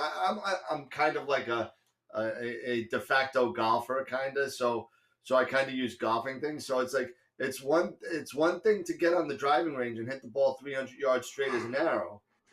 But once you get onto the field, all of a sudden, onto the first tee of the first, the first hole, then you shank it, and now you're deep in the woods. So just remember that, just because you're doing it, and you're doing the right thing, Scott. Don't get me wrong. I'm not. No, he's perfectly doing it the right way. Yeah, perfectly doing the right thing, but it's a completely different feeling when you're out there and actually imaging, because other things will come up. Yeah, that's all I'm saying. Absolutely, other things will come up. But that's the thing is, I mean, Dan, because you're, being a CSR rep for Explore Scientific, you see all sorts of stuff. People can't see nothing because they don't remove a lens cover because they're rushing. They're trying to see this, they're trying to see that, but they don't have a clue on what they're doing. And so Scott's doing the correct thing by getting to know his equipment. Yeah, That's he's key. doing it right, man. And it's going to save him if in the long run. anything, he can practice on the moon. Yeah. He can just solely practice on the moon because it's always coming around, and it's greater. yeah. But I mean, if he gets to know his equipment first, which is the correct way to do it, especially in astrophotography, because there are so many variables that can go wrong. If your balance is off, if you are not completely level within your mount, your polar alignment is just crap. It doesn't matter how good your polar alignment is, but if your alignment or your balance is off, or your levelness is off when you first initially set up the mount, if you tear it down every night, if any of that is off, you're SOL. You're deep in the water at that point. Yeah. And you're tearing it down within 30 minutes because you're frustrated. Yeah. And that's the bonus part. And that's in trying to tell people that left and right that want, because every time I cringe, it's like, I want to start in astrophotography. I get customers come in every day. I want to start astrophotography. I sit there and look at them dead in the face. It's like, are you sure you want to go down this road? Are you 100% sure you want to do this? Because if you thought spending money now is a thing, you're fixing to spend a whole lot more. Yeah. And to your point, Todd. Yeah, to your point, Todd. But you know what? I got to say something. That it's a lot different now than it was when it had. And I'm sorry about the hair, guys. I got the COVID haircut. I apologize. But I got like the Don King going on. It's like crazy. That's why you put a hat on. Put a hat on, it gets covered up. Whatever. But but you're saying the whole thing, it's a lot different from when not even film, but it's a lot easier now than it is to get that gratification of a photo with the technology that's out now. Even if it's not like that, listen, more Tyler. Well, I don't know about if it's the prep work is still the same. That's relative. That's relative. But the technology that's out there, the technology that's been out there, and there's people like maybe you, me, and others that have, given more, put more things out there, to expose. There's been more exposure to astrophotography, I think, now in the past few years than it has been probably when you got started. Yeah, absolutely. When I got started, we had to take a stone and a chisel and kind of. you had sundial to know, okay, what time it was, so you know when to get ready. I see the sundial on the side, when to get ready. Okay, it's getting close to dark now. The thing that I do differently than probably most other people do that generically follow the rules. I just do a central balance. I don't do east heavy or I don't do west heavy. If I do a central balance, I know that with my mount does better central balance. Yes. With my mount. Because I know my mount. There are some people that will just pressure, and I'm not going to name names, it's people that I work with. They mainly balance east bias heavy. I mean, I understand it. You're engaging the gears at that point. I totally get it. But, I mean, when we have the same exact mount. But for my personal preference, I balance the central axis. That means my deck is completely balanced. My RA is completely balanced on both sides. I don't have to worry about anything. My guiding's always been the same. It's under 1 arc second. That's fine for what I need. It is completely fine. I don't have to. I'm not trying to go for observatory grade astrophotography. Anything under an arc second, you're going to have round stars. Yeah. Yeah. It's Depending on how it is. how good Yeah, you see. depending on my atmospheric seeing, I'm going to have round stars. Just all there is to it. I don't understand people that want to train or trace or go for perfect collimation. I was like, every time I hear someone say my collimation's bad, I was like, why are you trying to chase perfection? You're going to miss viewing at that point. Or my spacing's off. Well, yes, your spacing's off a little bit, but just enjoy the ride. Just because you teach somebody certain things doesn't mean they understand it completely to the fullest extent. I still don't understand half of the stuff. Like full well depth, 16-bit. I'm getting a concept of it, but it's just wrapping my head around all of that stuff. It's a lifelong journey, not a sprint to the finish and be done. Right. Because what am I going to get out of that? What am I going to get? I mean, I'm trying to explain to. And that's why our closing tagline is so, poignant, because you're telling people, just because you learned this, there's so much more out there that you've got to keep learning. Mm-hmm. Just in the last month, with all the stuff I've gone through, figuring out the few things on the scope and working with getting the autofocuser built, mounted, playing with the ED80, all of these things that I've changed out. It's all an educational process. And you just have to embrace it. The added caveat, headache, craziness that I did. I'm also a beta tester for the ZWO, so I had 2 betas while I was playing with the scope. So there's some added, stupidity on my part, but it's an education. And that's how you get better at doing what you do.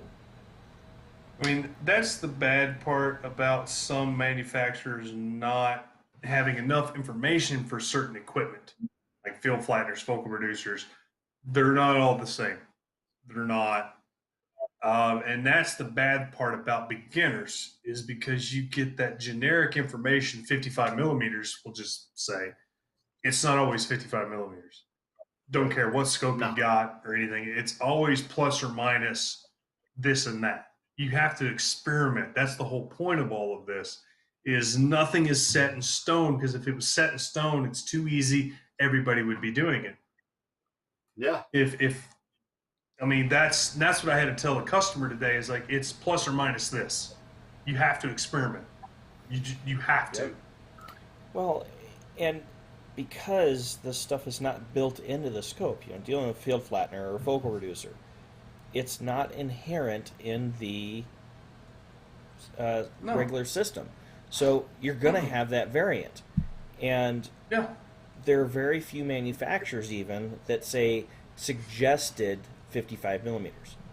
They put it up there as an unequivocal hard number, and it is not a hard number. Correct. And one of the things...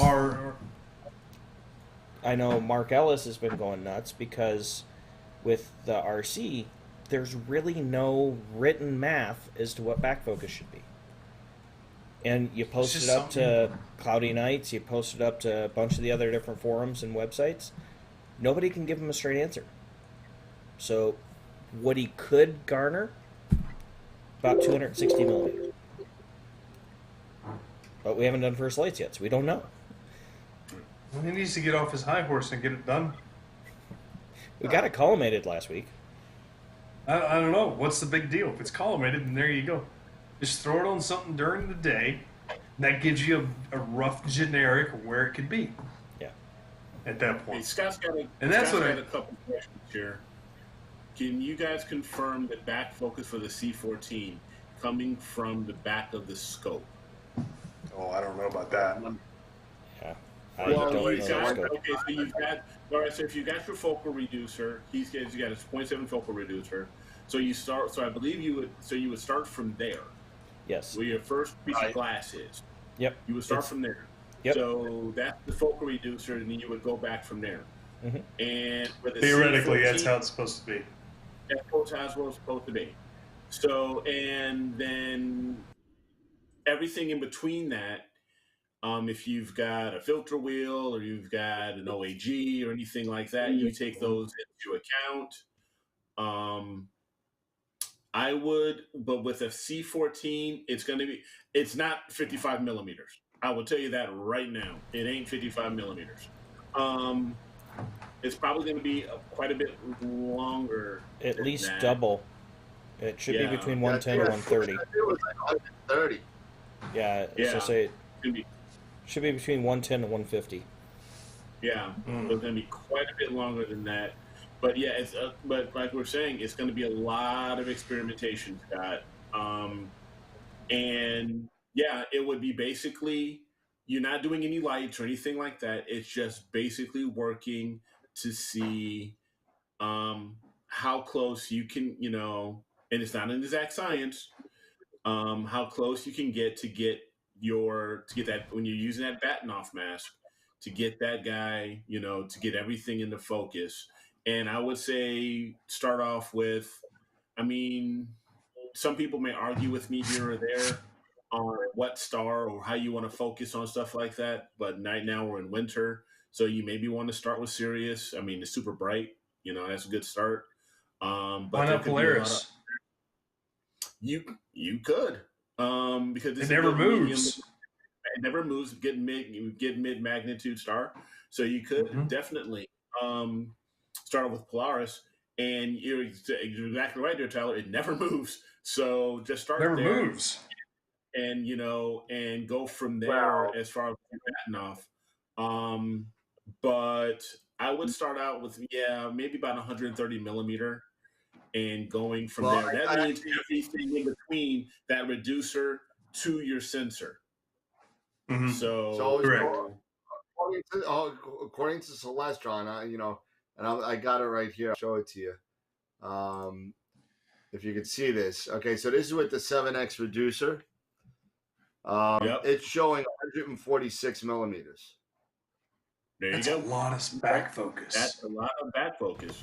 But that's part for the okay. course, because with those SCTs, they're usually between 110 and 160, 65. Yeah, but the edge adds another element in there, which is not normal for regular SCTs. So it's a lot longer than normal. The normal, yeah. So here's your reducer here. Okay, then you got the custom T adapter that comes with the edge, and then your T ring and the back takes the other 55. Okay, so you should be at 146 from the end of the reducer to like what Eric says to your sensor. Granted, So I'm just using this, and that's what I tell people is if they're trying to get their spacing right, is like you can either do it on Polaris, but the problem is you're still going to have the rotation of the RA axis at that point. Correct. And that's the issue, is you're still going to have that rotation of the RA, even though Polaris is dead set in the center, you're still going to have that rotation. So even if you're sitting there pulling off the camera, messing around with focuser, messing around with extension tube, blah, blah, blah, blah, blah. It can be a pain in the butt, but with the Polaris being just dead center, not moving, it kind of gives you a little rough idea. Right, It's just something simple. You're already pointing in that direction. So you might as well just image in that direction. Just take a quick 10-second shot, see what you get, or a 5-second shot and see what you get, and see if your stars, what they look like. And then slew somewhere, do a longer exposure, then go from there. And then you can kind of guide. You can use Jason's guide from Altair, Altair Astro, to see if you're too close or too far at that point. But it's getting the new guys or the beginners that just jump straight in to the deep end to get their heads wrapped around that. And sometimes that can be the issue. Well, and that's the thing, is everybody has this unsubstantiated fixation on everything's 55, and every scope's different. Even just looking at the Starizona flattener or the Hyperstar, it depends on your focal length what your back focus is. And it changes between the long and the short of what your focal distance is. So all of the optics have a bearing on how that metric is going to get measured. The thing is you have to have the parts to experiment until you get to a sweet spot. And that sweet spot works really good for you, and it'll get somebody else in the ballpark, but their number is going to be different. It's not always the same, which is why those Blue Fireball spacers are, very helpful.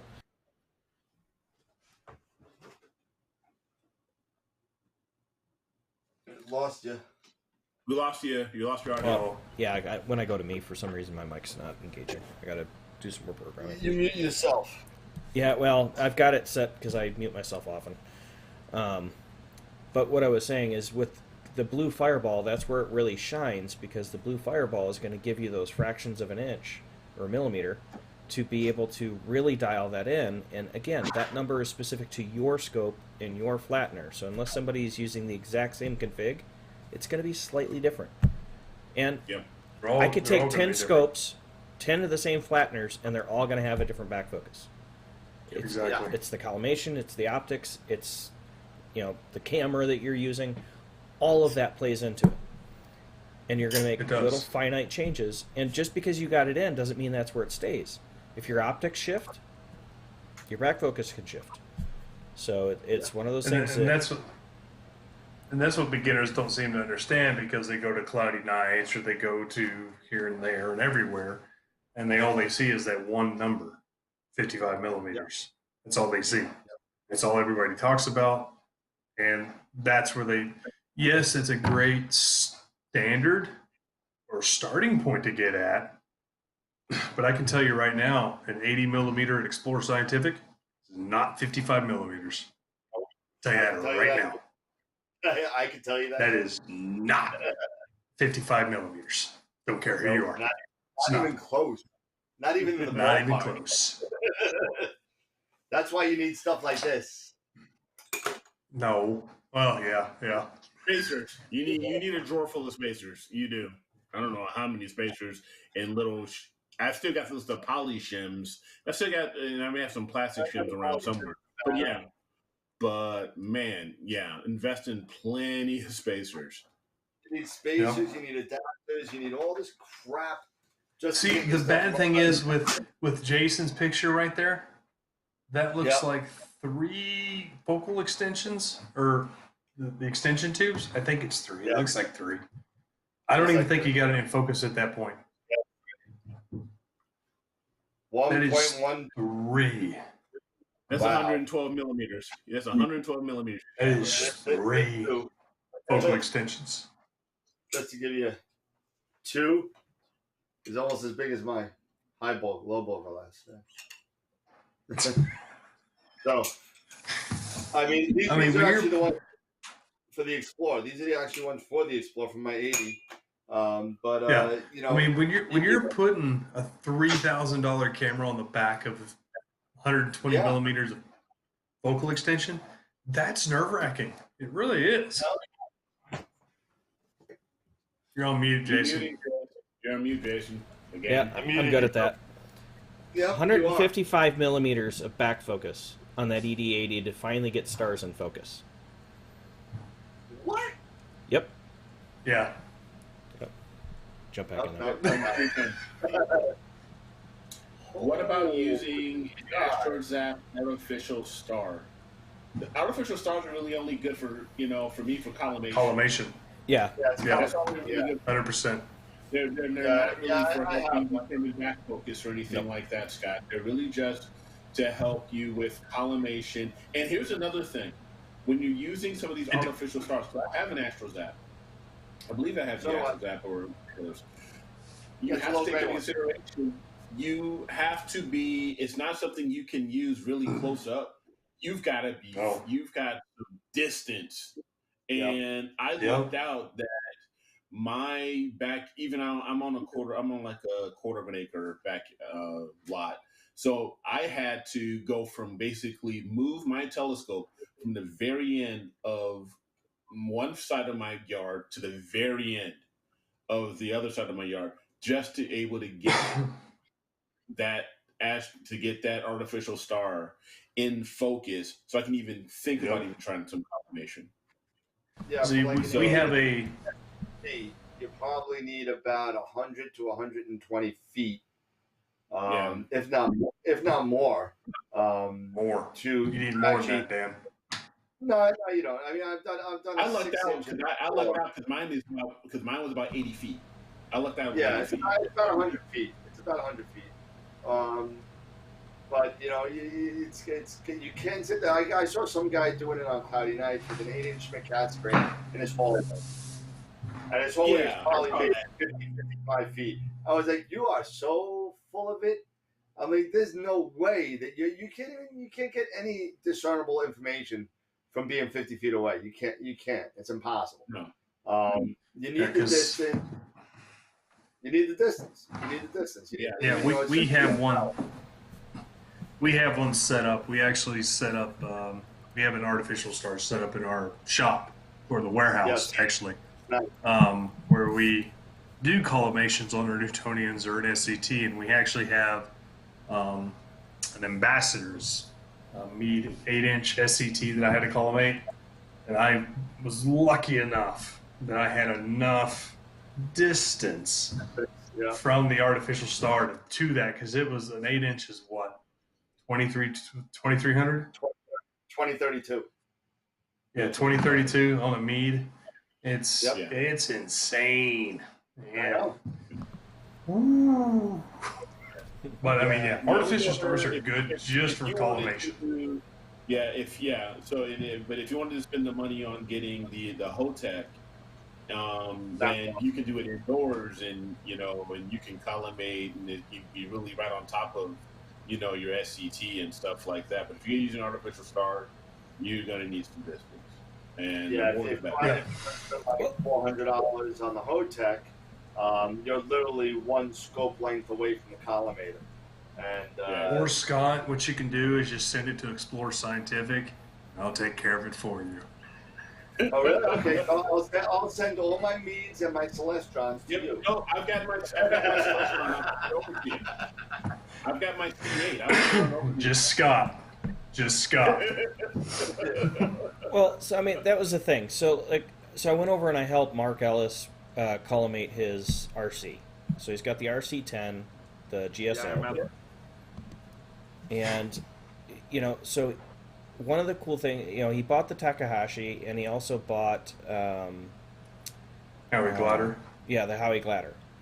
The Howie Glider got him dialed in pretty tight. The hard part with that, because it's so distant, you got to adjust it, come back and look at it. It's back and forth, back and forth. That Takahashi made it so much easier once I understood what the hell I was supposed to be doing. I'm looking through it. I'm like, it's moving. It's way off. You gotta. He's like, is it the little circle or the big circle? Oh, the big one. Wrong one. I'm focusing the middle one. And then I look at it, and it's like way off to the side. I'm like, oh shit. Yeah, bring it back. So welcome to Collimation 101. Yeah, right. Well, I've never collimated anything. I've got refractors. I buy them new from the factory, and they work. You're spoiled. I am, very. But it was a cool learning curve. He had already got it to where it needed to be. He had already got it working. He already got 90% there. He just needed a second set of hands. And so it was a good education going in and figuring that out. But I was pleasantly surprised at how much easier it was with that Takahashi optic versus the Howie Glider, because you didn't need distance. I didn't have to worry about laser. I was fixing to say, isn't the Takahashi just basically a white screen? It's just optic. Getting the light refracted back. That's all you're getting is just the light in. Yep. With the Howie, it's just straight up laser. Yep. Yeah. So the Takahashi is a better collimator than the Howie Glider, you're saying? You muted me in. Well, I wouldn't go that far. I wouldn't go that far either, Eric. That's why I'm saying. That's why I want to know, because everybody's praising the Howie Glider. Think of it as this way, and I always tell people this, and Eric and Dan will probably tell me the same thing. Every tool is different for what you're needing. Yeah. Now, with a Howie Glider, it's a straight up laser. So think of it as a Cheshire eyepiece, but on steroids. Total. Okay. So it's if you sit there, like on Dan's video, if you roll it, you can actually collimate the laser to where it does not have an oval in the roll. It just literally just pinpoint laser when it's rolling across the table. Yep. And the difference between a Takahashi one, since it's just mainly just for visual, same thing like a laser, but you're getting just the optic strain. You're aligning the secondary with the primary. And it gives you a bigger donut for the primary and a smaller donut for the secondary. So you have to sit there and line both, and it's basically just using shadows at that point. So you're aligning the shadows to overlap each other. Yep. Right. So right. they're all different, but they all produce the same results. Would I prefer an Howie glider? Oh, 100%. I wish we could afford one for work. That would make my job so much easier. But if I had the choice, because we just have Cheshire A pieces, then I know what the hell I'm doing. Oh my! But with the Takahashi, it helps you align the secondary with the primary, so then your collimation at that point, even with a $30 Cheshire eyepiece, it's pretty dead on. So yeah, you're spending $150. You're on mute again, Jason. Yeah. So even if you're spending $150 on just a Takahashi version, and I think it's that much, it'll get you in the same ballpark. But what can help you is just a piece of paper. It does the same damn thing. Yep. You literally just put a piece of paper behind to where you're blocking off the reflection from the secondary to the primary, so you can align the secondary in with a draw tube. That's how I've been taught, is you just align it by the draw tube and to make sure that it's evenly spaced throughout the whole draw tube. Once it's evenly spaced throughout the whole draw tube, you pull out the secondary paper or the actual paper itself, and then you do a Cheshire eyepiece to align the primary mirror with the secondary mirror. Because as long as that secondary is in line with that draw tube, you should be fine at that point. All you're doing is making minute adjustments at that point. Sure. But if I had to choose, it would be a highway glider. 100%, no ifs, ands, or buts. Gotcha. But I don't have $450 to do it. Well, right. The other thing that, and part of why Mark did it was, needing the Howie glider, you need distance for that laser. And you can set it up close and keep it in close range, but your accuracy isn't quite as good when you're doing it under 50 feet. You need a little bit. Yeah, and he doesn't have 50 feet. He's on a small lot. So he has to leave his door open, put it in the park, and, cars are constantly pulling in front, and it makes it a pain in the butt. And that's where that Takahashi really shined, because we could do it in the living room. We could do it in his garage. It didn't matter. I didn't need a ton of distance because it's all done optically. You literally, like you said, put a sheet of paper there so you're not getting reflections of everything coming in front of it, and dial it in, talk them through. Okay, screw one. To the left. Nope, go back the other way. Okay, now go to the next screw. Okay, I see which way. No, it's got to go the opposite direction. And just walk them through. I mean, literally, once I figured out what I was doing, we were done in 5 minutes.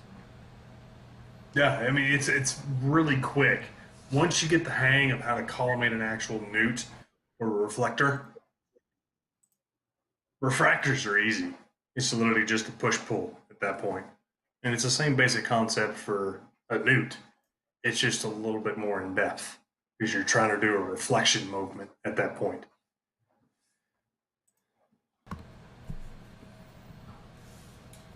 Well, guys, for me, it's 10 or almost 10 o'clock here. It's almost 10 here. It's almost 9, and I still got clouds. I'm gonna have clouds at least another week. So Eric, you think about what I talked about earlier. I might have to actually think about that, man, just so I can get what I got to get done. That's fine. Yeah, I hear you. So just to Tyler's point before about center balancing real quick. So yeah. I've been guiding this whole time. I'm the same way. I don't do east heavy. I center balance the whole thing as well. And right now, with the probably not a great polar alignment because I kind of haven't touched it in a while. I'm averaging like a 0.9 guiding rate right now. That's You're fine. fine. So, So last night, no, that's what I'm saying. I'm just backing Tyler up because yeah, certain knowing your mount is really important and what it can handle. And if you don't, and if you're not watching, you don't have to be like, you don't have to pixel peep the numbers on PhD guiding. You don't have to. As long as you're guiding faster than your seeing is, your stars are going to be round. They're going to be round. And nothing beats just looking at a sub and then zooming in, looking at the stars. Are they round? Good. Okay, let's go another minute. And let's go another minute until you start seeing things getting screwed up. And then you just back it off 1 minute, and then you're good. And then you know what your seeing is for the night. Yeah. And that's really it. You don't have to sit there and say, well, I'm at 0.25 arc seconds for my guiding because I got, a MIT or a Paramount Mountain or whatever it is. I said, that's great, but your seeing is still, 1.8. yeah. So It's kind of like Dan, the guys with the big monster trucks. What are you overcompensating for something? Well, Well, so I mean, that's been the one thing that kind of surprised me between the CEM 40 and the CEM 70G. I expected a pretty dramatic difference because of the weight and the mechanics. They're both center of equatorial mounts. They're both the same principle. It's just a larger scale on the 70G. My guiding is exactly the same, whether I'm on the tri-pier with the 70G or the 2-inch heavy-duty legs on my 40. I average, with no wind, I can get it down to about 0.43. An average night, I'm usually at about 0.8 to 0.9. Yeah. I mean, you can always, if you start to see some star trail, just adjust the exposure at that point. Yeah. right, right. I mean, it all depends on seeing as well. If I know that my stars are dancing like a Christmas tree, like just going crazy, I'm just going to adjust the exposure, maybe back off of the aggressiveness on the RA or the deck, depending on which one, and then go from there. Yep. I mean, it's not a rocket science. It's called experimentation. Yep. It's all about experimentation. It's all it is. Sometimes you might lose out on a night of imaging doing that experimentation. But trust me, once you dial it in and then take good notes. For me, that's one of the things I do. I take notes. Because there are times where, I'm breaking apart my setup. So at least if I have everything documented, then when I'm reassembling my imaging train, I'm not going to get back always what I was when I took the notes, but I'll be pretty darn close. And if I miss a night out, sometimes, it's a bummer, but that's also why I got a RASA. So once I'm locked in, then I can get a full night's imaging. I can do it really fast, and the next day, whatever. But if I'm using the refractor, then I got to experiment. I got to take a little bit more time, and it is what it is. It's just I don't want to. I'll just put too much money into all this stuff, and and a little bit of time. A little bit of time ain't gonna kill me. Well, and that's the thing that surprised me, and that was talking with Simon that actually got me headed down this path because, I look at all the forums and I see everybody on the ZWO Facebook page. Everybody's got their aggressions on RA and deck at like 60+%. And I'm like, okay, so I set everything at, started at like 70 on each. Adjusted it. I could get it down to like 0.9 consistently. And I was talking with Simon, and he's like, no. Take that thing all the way down to like 15, 20. And then make adjustments up or down from there. And see how much better your guiding is. That got me down to 0.43 for like almost an hour until some wind kicked up and it had gotten just far enough that it got a little bit east heavy, even though it was fairly well balanced. It was just slightly off. But still, I've never had that mount, unless I had a weight shift on me, go to like more than 1.8. And that's in So what you're saying is I need to get a wind. CEM 70. I like mine. It's a very good mount. It is. I like my Losmandy G11. I like it. That's an awesome mount. There's nothing wrong with that. And there's nothing wrong with it. Here, let me hear this. What do you suggest for the edge as far as collimation is concerned? Okay, first thing, because I have SCTs. Most of these guys you guys pretty much all have refractors. I'm the one who has SCTs. You do too. First thing you want to do is get some Bob's knobs. Yep. Well, don't the 14-inch have Bob knobs ish? Not stock. Don't know if they do. Not stock. Oh, they don't. Wow. Not that I believe. If you don't know, Oh, Scott's saying that they do. Knobs, I was fixing to say they do. I think 14-inch and above has Bob's knobs. Bob's knobs. Okay, if I you believe have Bob's so. knobs, great.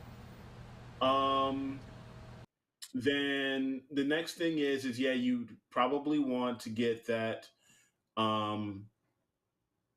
use artificial star, but you got to have the distance. Well, with the 14, you need a football field, man. I mean, that's you need, Okay, so you have to have the distance. Eric, I don't mean to interrupt. Yeah.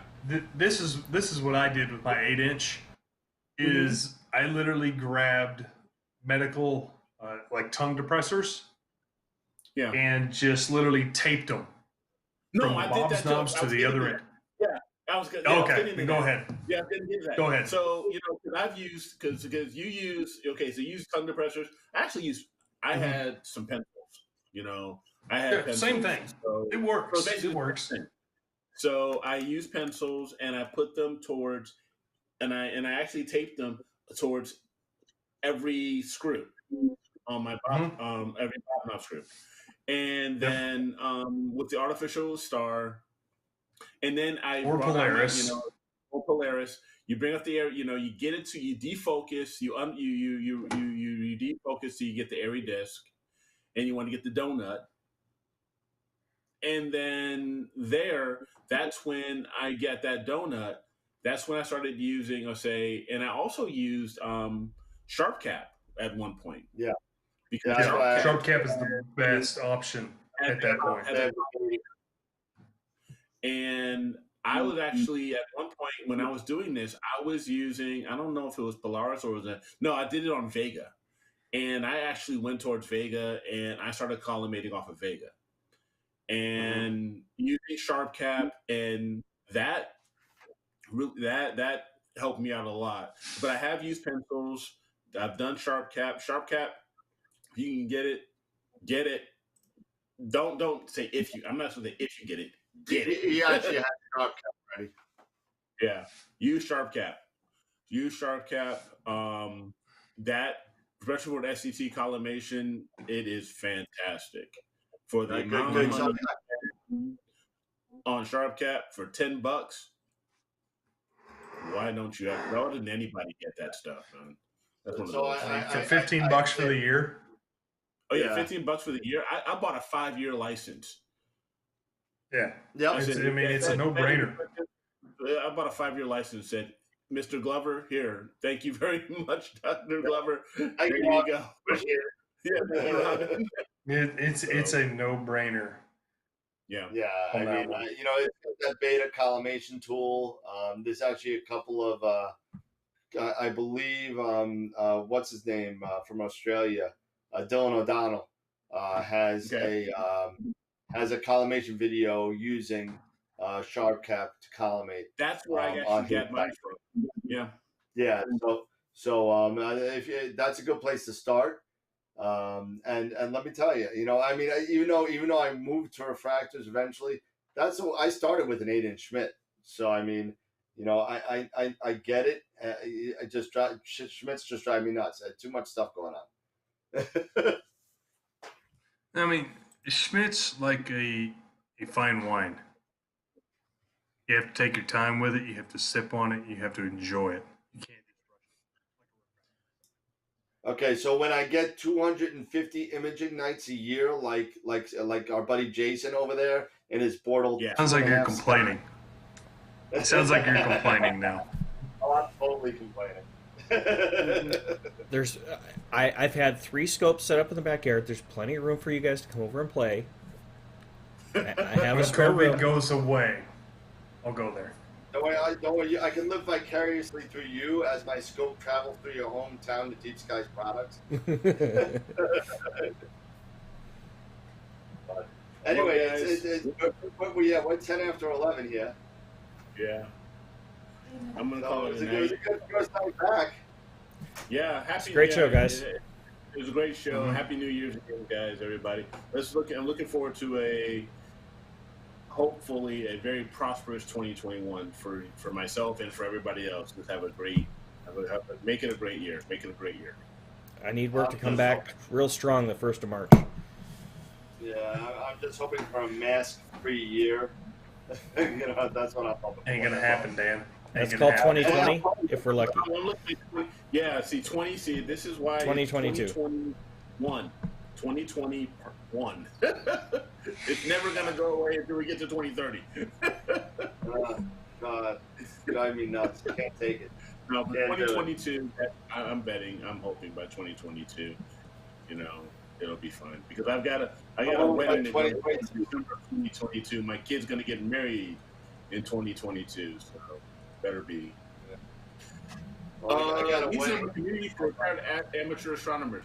There is one. It's called. There is one. It's the New Mexico Astronomy Enclave. What was that? No, George Love says he's set up a community for retired amateur astronomers. Oh yeah, there's also down there on the East Coast. You go to Deer Lick in Georgia. Deer Lick Astronomy Village has There you it. go. And that's I've been there. That place is just for the East Coast. It's awesome. Really, really good. It's in a portal to Sky. So it's really nice. And if you're not going that far, and you don't necessarily need a community, but just someplace to go. In the North Carolina, the Charlotte Astronomers Association. It's really, really nice. Yeah, New Mexico skies. That they also have Mexico a. that's the one I was talking about. Mexico Skies Enclave. Yeah, but that's not really a community. That's more like someplace to put your dome, and you use it remotely mostly. But they have but you can buy land off the side of the mountain. Yeah, you buy the land, you can build a house, and all that. Yeah, you can build a house, you can sell lots. I was talking to Robin at one point. It's like, I would like to retire here. Yeah. Because I was actually talking to one of the folks there, and they said, yeah, if you want to retire here and you want to buy a lot, then you can bring that's because I have a camper. He was like, yeah, you can bring your fifth wheel up here, and we can set up septic for you and all that good stuff, and you can just retire right here. Have your camper right here. There you go. There you go. Like, that's not a bad idea. Having over 300 days of imaging. Yeah, right. Exactly. Three. I don't know what I'd do with 300 days of imaging. You wouldn't be able to get all your processing done, that's for sure. You'd image. That's all you do is image. I'd get data and I'd put it out on. And then I'd put it out on send it to AstroWorld and Ron. let other people let other people That's do what what they like Ron want. picture somebody say, hey, can you guys process this? I'm going to keep imaging. Don't worry. I'll just keep on getting the data. You make it look nice. Yeah, you make it look nice. Well, I've got about 10 sets of data. If you guys are bored, I can send it to you. No, I got I'm plenty of bored. data. I can do it. I've already sent you a link, Tyler. You haven't even opened it to play with it yet. I'm bored. Hey, real quick, sci-fi tangent, real quick. Dan, I finished Ready Player 2. You finished it. I finished it. I enjoyed it. And I enjoyed it it. was good.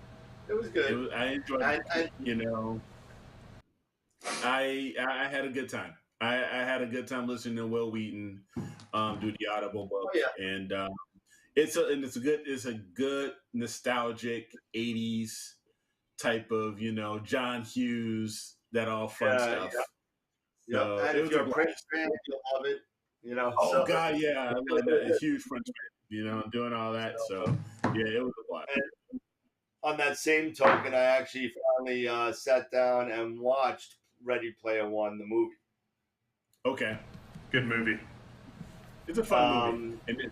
Good movie. It's a fun movie, man. But I'm telling you, I was waiting.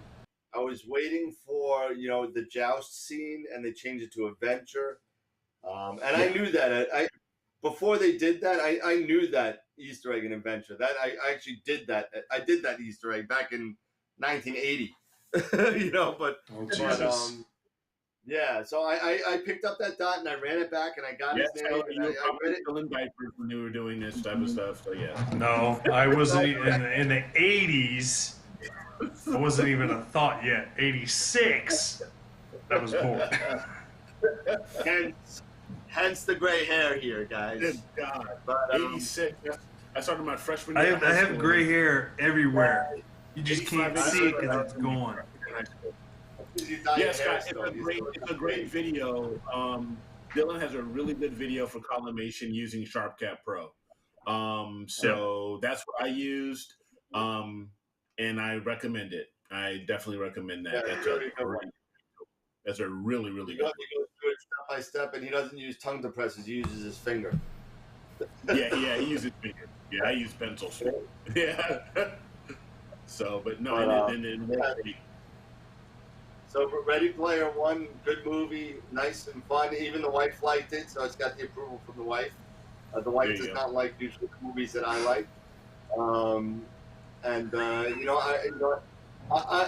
am usually I'm a big Rush fan. I love Rush, and I thought that was one of the things that kind of in Ready Player One, there was a lot of Rush in there, and a lot of the whole thing. And there was the only thing that I found about Rush in the entire movie was a movie poster. That's it. Very depressed about that, because that was the whole thing at the end. It was figuring out how the Temples of Syrinx in 2112 was this whole storyline and how they got through that. And it wasn't there. It ended with adventure, which was actually, correct me if I'm wrong, Eric, I believe that was the first gate was the joust game. It was the joust game. Yeah, and they also kind of lost the competition from the key to the gate. They lost that part of it. They went just right. All right, I got the key. That's all I need. And they kind of mentioned the gate, but it was just like, you got to do some things. And Spielberg had to do a few things to try to cut it down to like just about during the 2-hour limit, with the screenplay. So he had to do some liberties and stuff like that. But hey, I knew going in not to expect. Everything that Ernest Cline did, and he wrote and stuff, not to have that, be like that. So I went in there with no expectations, and I came out happy about it. And now they're working on Ready Player 2. Yeah, me too. I thought it was a good movie, and I went to Jen at the end of the movie, and you said the 2-hour time limit, and I got it's more than that.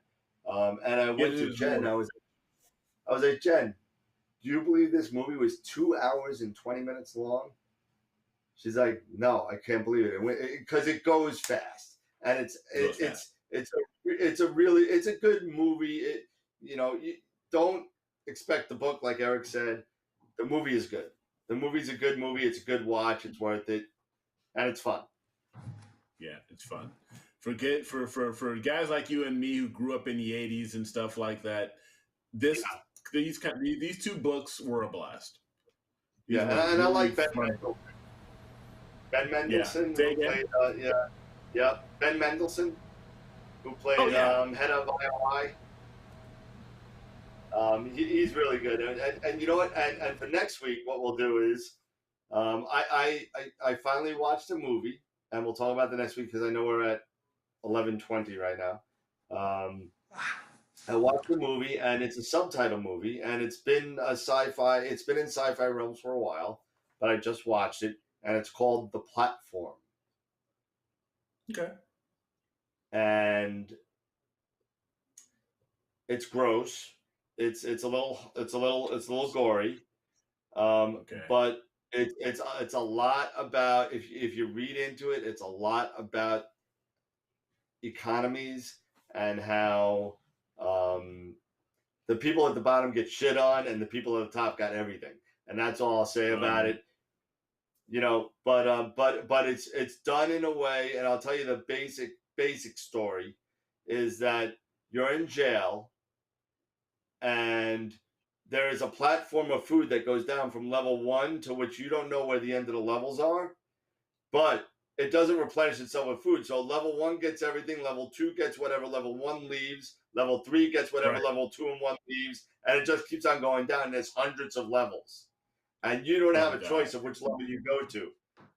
And it's I thought it was really good, and I thought it was done very well. It is in Spanish, it is subtitled, so if you don't like subtitles, don't watch it. But I thought it was really good. Cool. The Platform. Okay. Yeah, it's on Netflix. All right, man. We'll see. It's not for the weak stomach though. So it speaks a lot for the weak at heart. With guys with that don't have iron cast stomachs. Got it. Yeah, it's pretty gross. Cool. All right, man. All right. Well, this was a great show. Yeah. Yep. We're going to talk about next week. Do we have any last comments on there? Tyler's talking up a storm, it looks like. Scott still wants to go. Scott, I'm telling you, if we go to Cherry Springs, I would love to go. I just hope, things work out. And that's it. All right, so not so bad. Yep. So, and hopefully this year we'll get to the point where people are vaccinated to a point where I can finally have a chance to go to NEAF. Yes, I don't think we're gonna have it by April, which is when NEAF is. Yeah, but maybe we have it towards maybe later summer or something like that. I'd be open, to something like that. But we'll see. Usually the full moon in September is the Black Forest Star Party in Cherry Springs. So maybe by then that would be nice. That would be nice. There is one in June in Virginia called the Staunton River Star Party, which is supposed to be very nice. And then if you want to go a little bit further down south, I believe it's in July. It's the Peach State Stargaze in Georgia, which is very nice. So hopefully one of those work out, and maybe we can all kind of, I know Jason's the furthest one away, but hopefully some of us can get together in some of these. Yeah, that'd be nice. Next week, anybody got any thoughts? I was thinking about doing something on maybe a little bit of planning. Talking a little bit about I think planning. we need to do beginner stuff. Yeah, I was thinking a little bit of beginner stuff. Beginner stuff. Intro. Yeah. Beginner stuff. Novice stuff. Yeah, we can hit all that. Stuff like that, so we can touch base on all that stuff. But yeah, we can definitely look into those things for next week. Yeah, awesome, guys. And next week we'll have the, my video of what is a refractor, which is beginning stuff. Yeah, that'll be up. Do you go over collimation in the beginner stuff of yours? On a beginner refractor, no, I do not do collimation. Because you know what? If I have a problem with my collimation on a refractor, guess what? It goes back to the manufacturer. Yeah, exactly. That is one thing. I'm sorry, I don't mess with refractor collimation. I don't do it. It is not that hard. I am sure. I'm sure it's one of those things where you just got to do it once. But you know what? I'll be dead honest with you. I wouldn't even know what I'm looking at to collimate a refractor. The most I know about collimate is watching the Explore Scientific video that I saw when the guy was doing it live. I actually watched it. Yeah, with Mike Hatch. Yeah, and you know what? If I had that type if I can do it. Yeah, but you know what? That's the thing. You have this stuff. You have this huge. That's just the double long pass. That's a area. double pass. That's a double pass. You won't see the imperfections on the double pass or in a normal everyday star. That's why we implement the double pass. I'll take your word for whatever that means.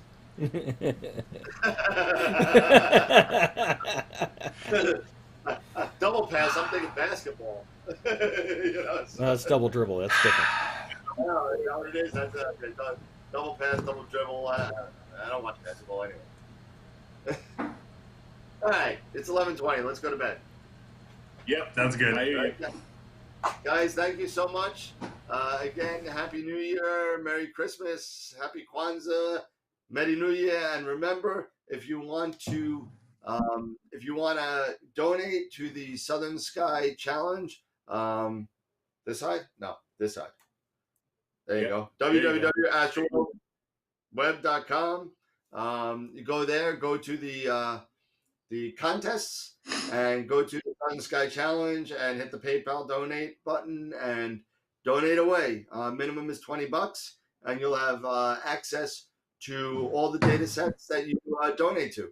So again, the contest ends on the latest, the 31st, and you have up to, I believe, if I remember right, the 16th or the 15th to get your finished project in of April.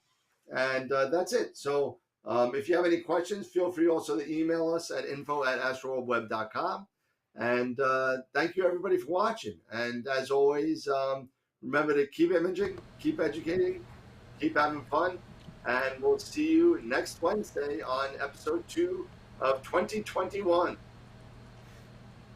right, guys.